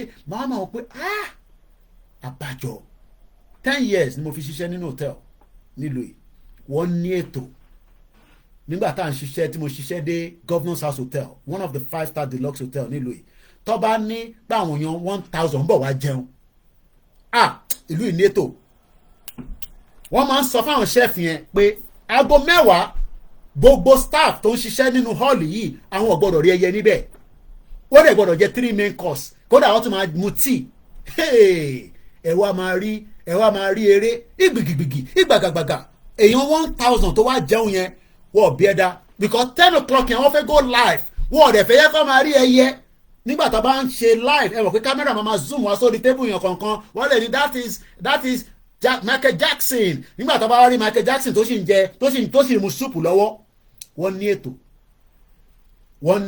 èmi gan mọ̀ pé wọ́n ní ètò I worked in the governor's house for a very good time ibẹ̀ mo ti drive àwọn bàbá mọ́tò mo ṣiṣẹ́ nínú as a waiter mo dẹ̀ ṣiṣẹ́ as a car attendant àwọn mọ́tò tó ń pe mọ́tò ránṣẹ́ ibẹ̀ mo ti mọ̀ pé olówó máa kúre ni àwọn mọ́tò kan wà ó pààkì síbẹ̀ ẹni tó ní ó wà labroad a kàn máa ń bá wọn wọ́n mẹ́ ìlú yìí ó fẹ́ràn owó ìyẹn ló ṣe máa ń gba owó olè owó dis owó oríṣiríṣi ló wà nílùú yìí owó oríṣiríṣi gbé wọ́n ti sórí ìwọ tó ń sọ pé ó fẹ́ Nàìjíríà I pity you owó oríṣiríṣi ló wà nílùú yìí owó oríṣiríṣi ló ń bẹ nílùú yìí but ẹni tó bá wá mú nínú wọn wá forí ẹ̀ fagbọn bó ṣe forí kékeré máa dò fagbọn do you know amount of money tó kọjá through ìlú yìí láti Áfíríkà wealth wa tó wà nílùú yìí kò ṣe kékeré kò jẹ́ kíyà máa jẹ wa àwa ìrànmọ́ aládé ó yẹ ká wá sí ìlú yìí ká wá set up ká dẹ̀ padà ká kọ̀ set àwọn nǹkan up kò ń ṣàwàyàn wa la máa set up o a máa set up àwọn ìlú míì àwa máa wá padà sílé àwa máa lọ ṣe gbogbo tá à ń ṣe ẹni tó fẹ́ máa ṣe deities ẹni tó fẹ́ máa ṣe this a máa train àwọn èèyàn ẹni tó fẹ́ ta pop-off ẹ máa tà fún wọn ẹni tó fẹ́ ta mọ́ínmọ́ín ẹni tó fẹ́ ta this ẹni tó fẹ́ ta black soap ẹni tó fẹ́ ta this àwa wá wà nílùú yìí àwa dúpẹ́ fọlọ́n àdúpẹ́ fọlọ́n náà ni ṣòwárí ìwọ tó ní èyí tẹ́ ẹ̀ sọ yẹn ò yé mi o gbogbo àlàyé yìí ò tí yé mi o no problem èmi gan mọ̀ pé mo wa mọ́tò àwọn bàbá mọ́tò ó kàn máa wà náà ni wàá kọ́ àgbàjáde àsáré wọ́n mẹ́ wàá tún fi padà àwọn bàbá mọ́tò àwọn mọ́tò tó ń pe mọ́tò ránṣẹ́ I love that job then but again in life you just have to move on very good job I did then you know àwọn Arabs yẹn kẹrẹ tó bá dé báyìí wọ́n ṣe ṣìnà ju ìwọ tó ń sọ pé mùsùlùmí àwọn Arabs wọ́n ṣe ṣìnà bí wọ́n ta tẹ́tẹ́ ju kíló dálẹ̀ lọ tó máa wọ white garment wọn àwọn máa ń sùn lọ́sàn-án ní gbogbo time báyìí nísìn Arab ń sùn lọ́wọ́lọ́wọ́ nísìn lóòtẹ́ẹ̀l tó bá ti ń dọwọ́ 5 wọ́n ti máa pè wá ní àwọn ibi tí mọ́tò wọn park sí pé ká bẹ̀rẹ̀ sí wọ́n mọ́tò yẹn sílẹ̀ driver tó máa wá gbé mọ́tò yẹn táwọn máa fi dé báyìí ọmọkùnrin ọ̀dọ́ náà máa gbé mọ́tò yẹn padà wá máa rí bills of transaction tó ṣe ní gambling to the thousands and millions of dollars olórí burúkú ni wọ́n àwọn Arabs yẹn mò ń wo CBS 60 lánàá 60 minutes àwọn kò mọ̀ sọ pé ibi àìní journalist international news yìí sẹ́wọ̀n pé Saudi Arabia àkó pa journalist kan sí Turkey ní Istanbul ní embassy wọn Khashoggi now wọ́n wá ń try láti bring back their image but àwọn èèyàn sọ fún wọn pé information sọ pé ọba yín ló give go ahead pé kó pa journalist yẹn àwọn ní no kò rí bẹ́ẹ̀ this that they keep lying these are criminal people kò ṣe gbogbo wọn but that Arab country tẹ̀ ń rí yẹn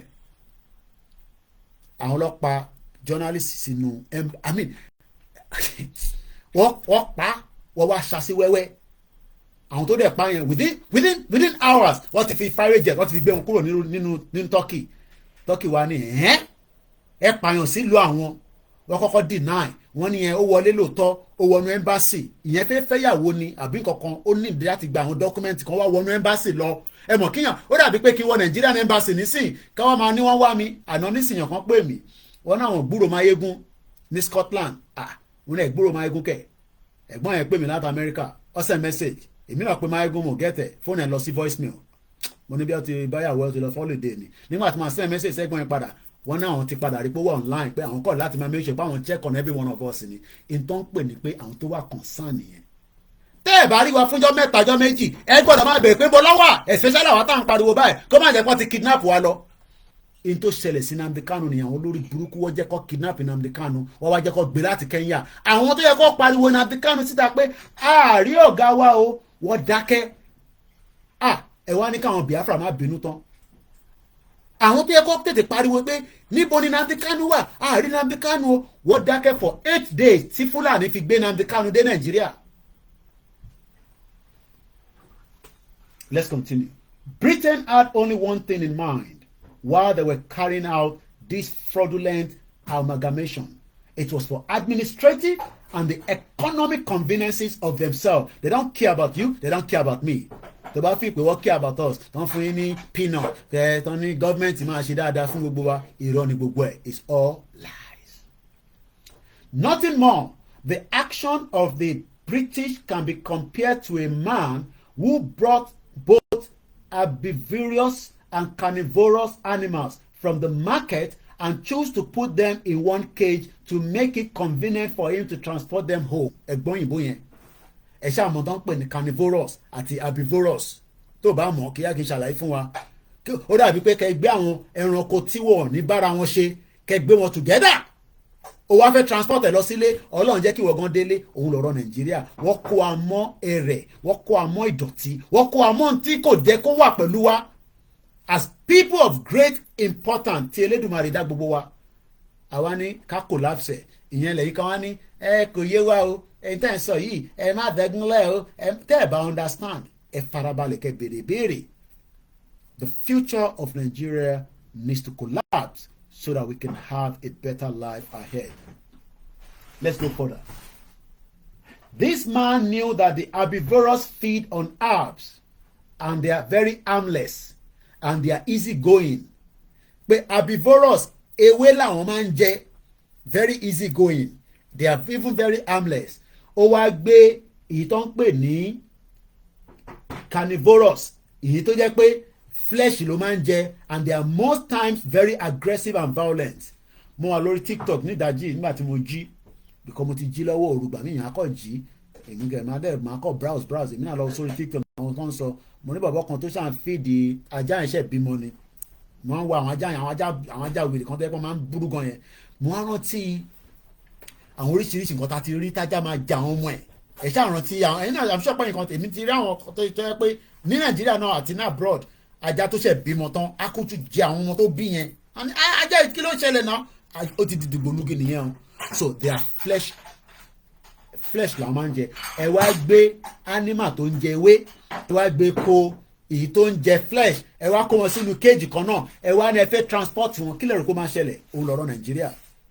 That is the current state of Nigeria tí wọ́n fẹ́ protect. Àwa ni ẹlẹ́rọ tútù olómi tútù làwa àwa máa ń gbàlejò ni àwa ò fẹ́ràn wàhálà àwa ọmọ aládé àwa ta nífẹ̀ẹ́ gbogbo yàn even kan ta bá hate ara wa a sì nífẹ̀ẹ́ gbogbo yàn. Àwa gbé wa pẹ̀lú àwọn kìnìún fídíò kan wà lọ́wọ́ mi tó ń bá màálù sùn àwọn ìṣẹ́yàn làwọn yẹn.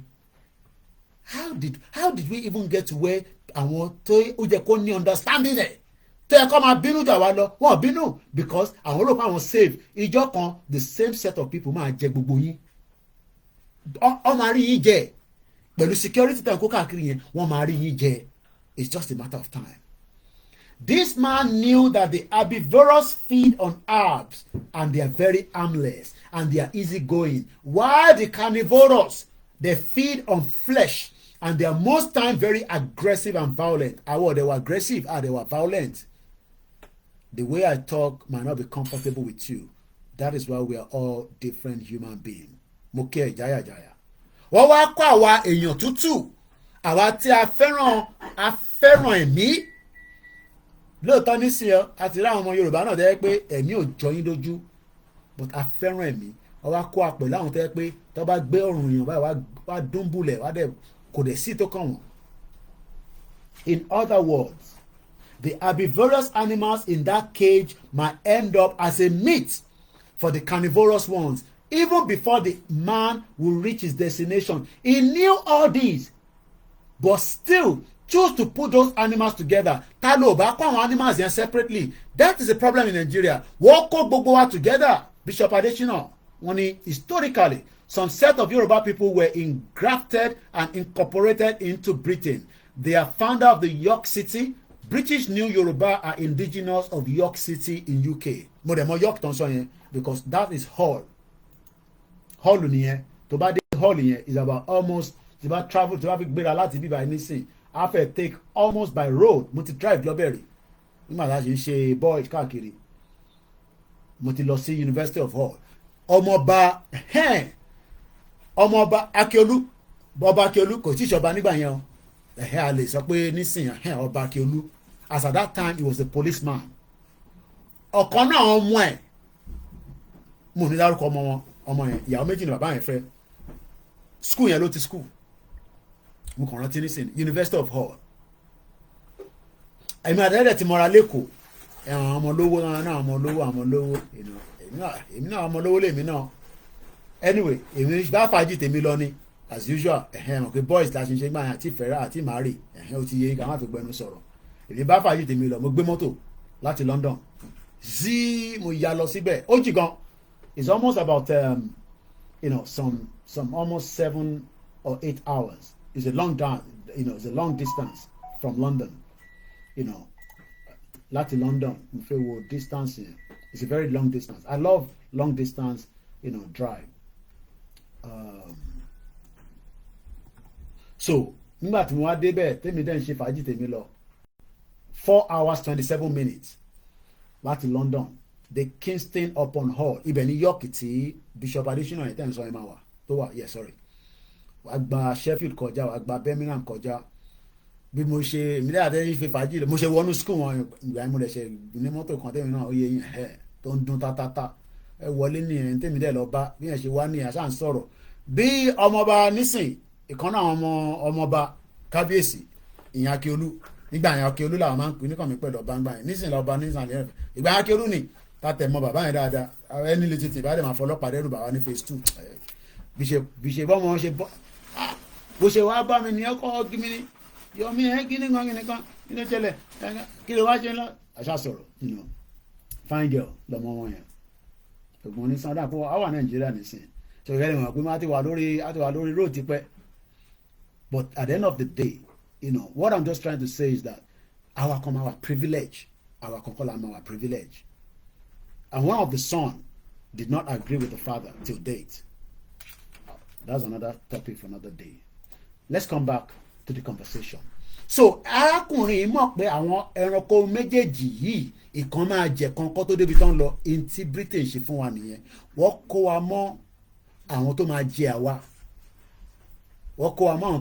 àwa and today we are saying that we need to talk about it so that we can have a better life. So do we need the brain of Albert Einstein to figure out that the welfare of these animals was the last thing on this man's mind? Rather, all he cared about was getting them all home, whether dead or alive, without spending extra money for another cage and extra fare for that new cage. Kàkà kó separate gbogbo wa, wọ́n kó gbogbo wa together, and that is why there's friction.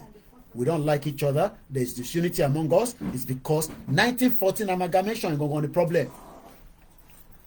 Nigeria is many nations àti sọ ilé tipẹ́tipẹ́ we keep repeating it mo kíyà bàbá wa Ifá Tony Akindele George ẹ ṣé gan ni ó kọ́ yẹ pé orúkọ mi ẹ spell ẹ̀ dáadáa òkìkí lẹ́kọ́ instead of Koiki. Mr. Daniel Koiki, well done, keep educating your people, good work watching from Biafra land, thank you so much. Remi Lekun Adeleye ṣé mo kí yín and every one of you that have joined us so far in this conversation. Mo kí ẹ Ogunmola sọ pé good afternoon. Allow baba mo kí gbogbo ẹni tí ẹ wà lórí MixLR. Let's go further and read more from this 1914 amalgamation. Nigeria is many nations forced to remain within an unworkable forced marriage. I want us to take note of that. Nigeria, Moki Mr. Testimony Oguntona, Moki Baba Sunday Okpara, British have done more evil that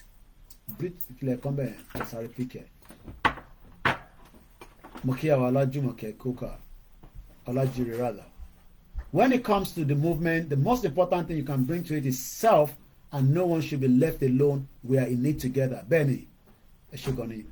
Yawa Grace Olushotoni, Juma Mubarak to all our Muslim brothers and sisters, fathers, and Merry Christmas and a prosperous New Year in advance to my wonderful kids, sisters, brothers, mothers, fathers across the world. Imole Yoruba Moki Yawa Krisi Ekunowano, Mr. Sunday Okbarani, British have done more evil than good to Nigeria as a country with multi-ethnic religious beliefs together without any regard. Mr. Boboye Joseph, good afternoon, my brother. You said, Moki as God.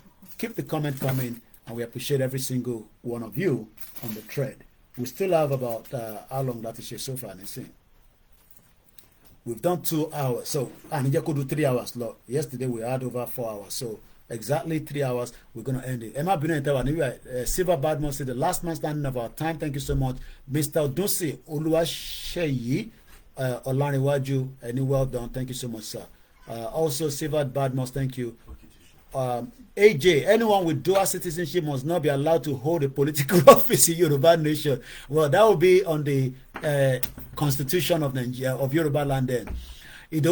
Today's topic is funny, Mr. Koiki. How are they going to make that happen? Anyway, Mr. Koiki, this is the method that they have been doing to deceive Nigeria, and I think it's hopefully we are saying later about this 50 million poverty in Nigeria. I hope Tinubu wants to do that. I don't know, but I wish him all the best. Because we're just 15 minutes before the end of the program, so that come out to do 3 hours now. So Nigeria is many nations forced to remain within an unworkable forced marriage. The amalgamation was born out of compulsion. That line, one nation born in freedom, peace, and unity, in our national anthem is one hell of a dirty lie. Only national anthem, arise, O compatriot, Nigeria's call obey to serve our fathers. Ọlọ́run jẹ́ kí mi serve fathers land kankan. Màá serve ilẹ̀ Yorùbá, but I will not serve that shit called Nigeria. Simon Ekpa served Nigeria by running for Nigeria. Look at what he is doing today. Sowore served Nigeria. Look at what he's doing today. Delegiwa served Nigeria. He was bombed to death.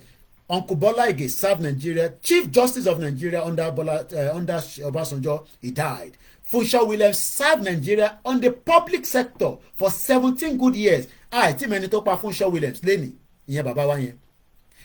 Tolulopa Rotile served Nigeria as the first helicopter combat pilot. Mr. Tokyo 778 Mokinyi. I have my own suggestion. Put that suggestion out. I can read it if it's worth reading. But please, we are not talking about armed struggle here. We're just talking and educating about people. But if you have your suggestion, you can put it out. I'll pick on it if I think it's worth reading. So, how many people have died in this country that Nigerians were reading the same national anthem during the EndSARS? What happened to them? They were massacred. So, that line, one nation bound in freedom, peace, and unity in our national anthem is a one hell of a lie. Where is the freedom? Where is the peace? Where is the unity?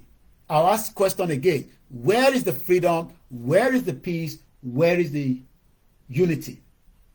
I really think we have had enough of these rhetorics. This was 2017. Àwọn ò tí bẹ̀rẹ̀ Yoruba Nation. This article was written in Guardian newspaper in 2017, but because the social media, nobody's talking about it, this time around, many people are now understanding, okay, Mr. Koiki, it could make sense, but killing Nigeria, what is Nigeria? Yes, there is a country running called Nigeria, but what truly is Nigeria? Awatawa, even indigenous people, but it is the British government as at that time that forced us together in this herbivorous and carnivorous cage. So one eats grass, one eats flesh. The one that eats flesh is going to end up eating the one that eats grass. It is high time that we got down to real business of paying ourselves the courtesy of being blunt.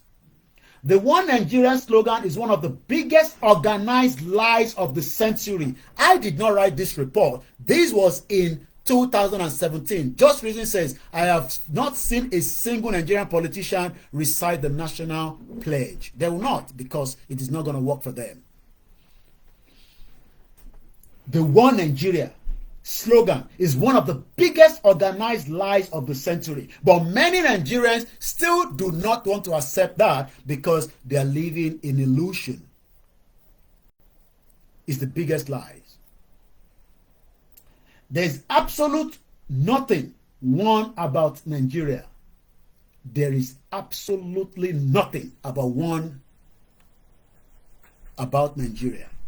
If we look at all the happenings in the country since 1914, amalgamation till date, we will discover that the only thing that binds us together is mutual suspicions of one another. Hey, you be Igbo, you must be doing fake and drugs.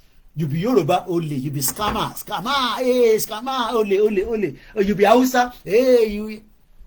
We are all suspicious of each other. Every day, we are suspicious of each other, and we will never trust each other. We will never trust each other, and it will remain like that till thy kingdom come, until we are ready to get the hell out of this contraction called Nigeria. I'm just speaking on some of the comment coming there. Prophetic Rufus Mokiyi, Baba Biodun Olawale, say God bless you, my brother. God bless you too. Moki Egbomi Oluwa Folabi Sheun, and keep the energy of my brother. Moki Mommy me, my big auntie Iyabo Olubo Moluwole. Moki our princess Adebimpe Awo Niyi. Moki Totoki, Moki Bubamo Ekiti Parapo, Moki Kwara, Moki Oyo, Moki Egba, Moki àwọn tí Oṣòdì, Moki àwọn tí Lagos Island. Àwọn tèmi ní gbogbo Ìtàgàràwú, mo kí ẹ̀yin tẹ́ ń bẹ ní ojú ẹlẹ́gbà, mo kí ní gbogbo Yaba o, mo kí ní Abẹ́òkúta, mo kí ní Ṣàpọ́n, mo kí ní Ọ̀ṣun, mo kí ní Sókà ní ìlú Ìbàdàn, ẹ kú ìtọ́jú bàbá wa Olóyè Ìgbòho, mo kí gbogbo ẹ̀yin tẹ́ ń bẹ ní Oǹdó lọ́dọ̀ àwọn ọmọ Lúkà lọ́hùn nílùú Àkúrẹ́, mo kí ẹ̀yin tẹ́ wà nílùú Èkìtì, mo kí gbogbo ọmọ Yorùbá lẹ́ẹ̀kan sí. A ti fẹ́ parí ètò náà, ó kù díẹ̀ chinchin ló kù. Now let's finish the final part.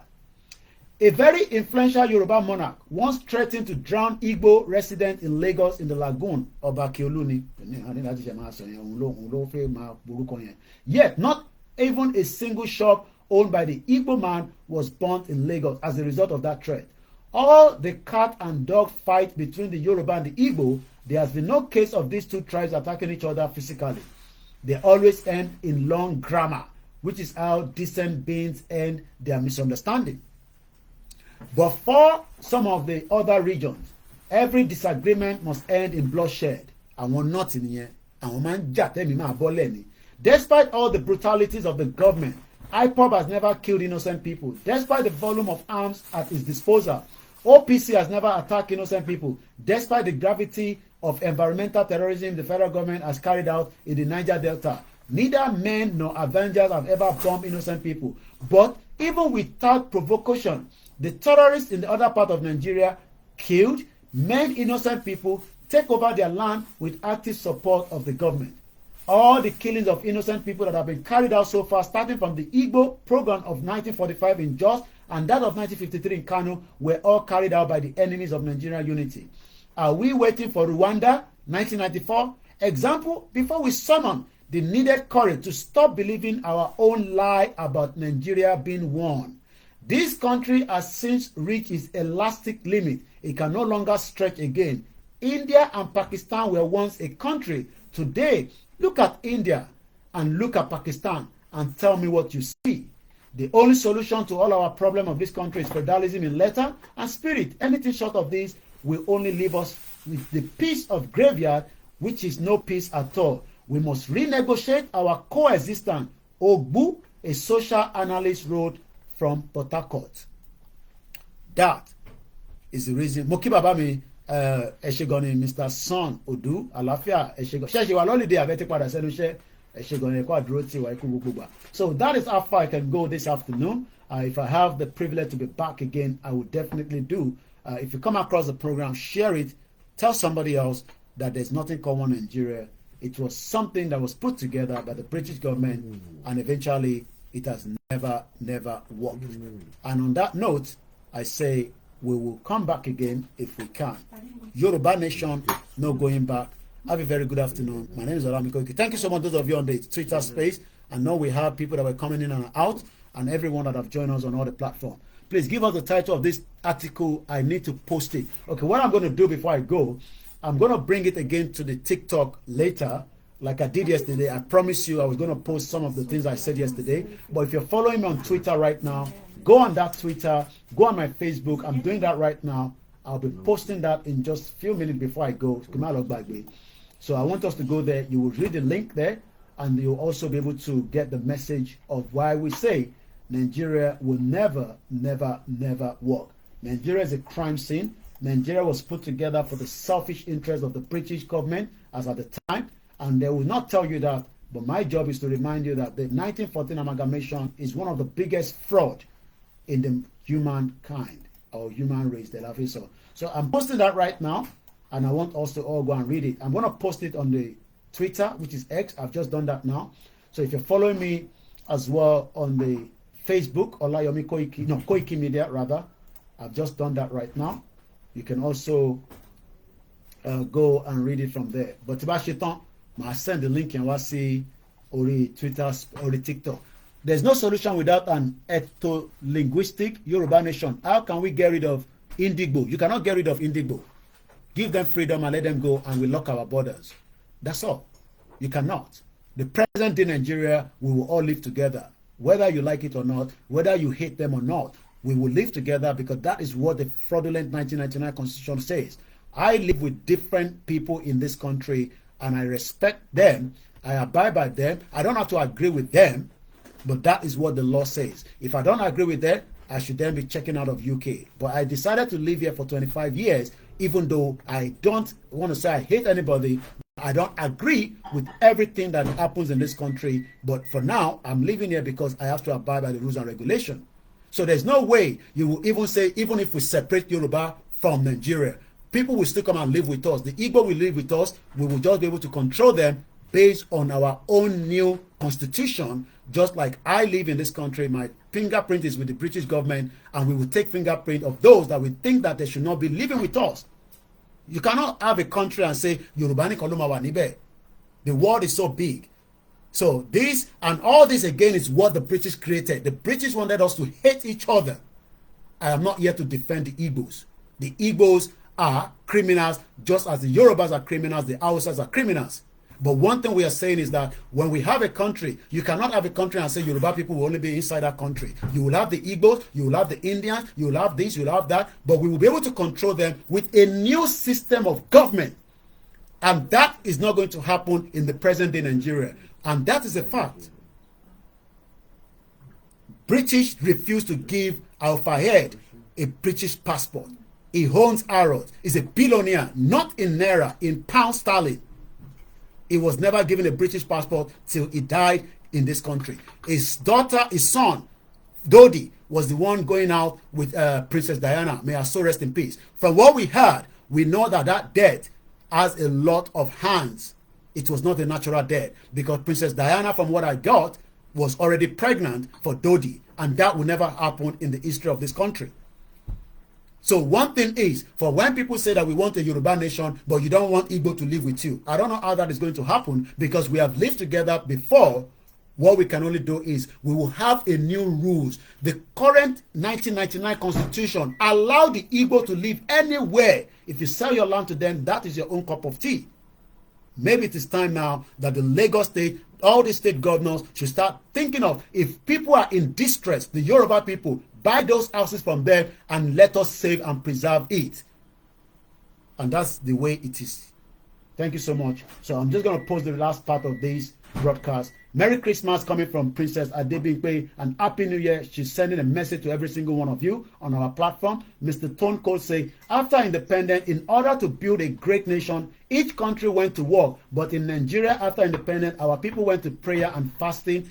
So while we were praying, Malaysia came here and took our palm seed, built a great factory. They are the second largest palm oil producer in the world today after Indonesia. While we were praying, Singapore went into investment in technology. As at 1982, Babakintoye told us that Singapore was just very backward. While we were praying, India went into ICT. They are one of the countries that are producing and polishing diamond. Go on my page, I posted it yesterday. While we were praying, China went into a massive industrialization. If you think that Bola Tinubu is going to take out 200 million out of poverty, we will still collapse Nigeria on its head. While we were shouting Allah Akbar, United Arab Emirates went into massive infrastructure and development. Many of you would love to spend Christmas there, and I know many people that are traveling for Christmas to Dubai in the next couple of days. While we were binding and casting Lucifer, Japan went into technology development. While we were speaking in tongues, Denmark went into education of our citizens. While we were mounting big speakers in our place of worship, US was mounting man on the moon. While after our prayer, God, being a wise God, decided to reward us according to our labor. Since those that went into industrialization, technology, infrastructure development, ICT education had been rewarded accordingly, it is only wise God reward with us our effort in prayer. That is why today Nigerian pastors are building the biggest churches. That is why there are more prayer houses, worship places than hospitals and schools. That is why people rush to prayer house for medical and business solutions instead of hospital. That is why we don't do business proposal before jumping into business, since we are going to go back with prayers. And once such collapse, we blame devil, not issue. Do not blame issue for our problems. That is why it is a sin to say anything negative about the pastor and imam. That is why our pastor don't consider the opinion of engineers while building and blaming devil when the building collapsed, just as one collapsed in Ebute Metta this morning. That is why the faith in God replaced building pillars. When it collapsed, we blame it on Lucifer. That is why our pastors are making sure that they plant church branches instead of schools in every street in Nigeria. That is why we are always wait for God to do that which ability to accomplish He has already handed over to us. That is why we want our teachers to labor on earth and go to heaven for their reward. Pastor, no one died, like my good brother Zazu said. Nigeria is prayer-loving, God-fearing nation. Religion has taken place of technology, infrastructure, education, and all. When we are traveling, we ignore all the necessary road requirements, services of our vehicles, and pray. And once we pray, we can't put half-fit vehicle on the road and blame our stepmother and mother-in-law if anything goes wrong. God help us that we're saying with one that unite, bond us together. When Igbos were saying they are going, Yoruba are complaining every day, but the only solution to the problem is to get out of that country. Thank you so much for that very powerful one, my brother, Stone Cold Peter. My name is Olami Koiki. If you're new to the platform, share it. Remember to follow us. One thing is, my page has been shadow banned, and that means that most of my message do not travel as much as I would love it, because they know that if 500,000 people listen to me every day with this kind of message, we will dissolve Nigeria within 1 year. Thank you so much, Ebony Ambassador, my sister there, and good job that you're doing within the community. I love you so much, my sister. And on that note, I will wish you Merry Christmas. If I come back, fair enough. If I don't, I'm sure, just make sure you tune in as we continue to bring you all this news coming out of Nigeria. Olayomi Koiki is my name. 22nd, 12, 2023, 8 minutes past 2 p.m. I lock the date and the time because the next generation will listen to all these broadcasts and they'll be satisfied that some of us stood our ground, fought for the freedom that is going to happen in our lifetime. Bye for now.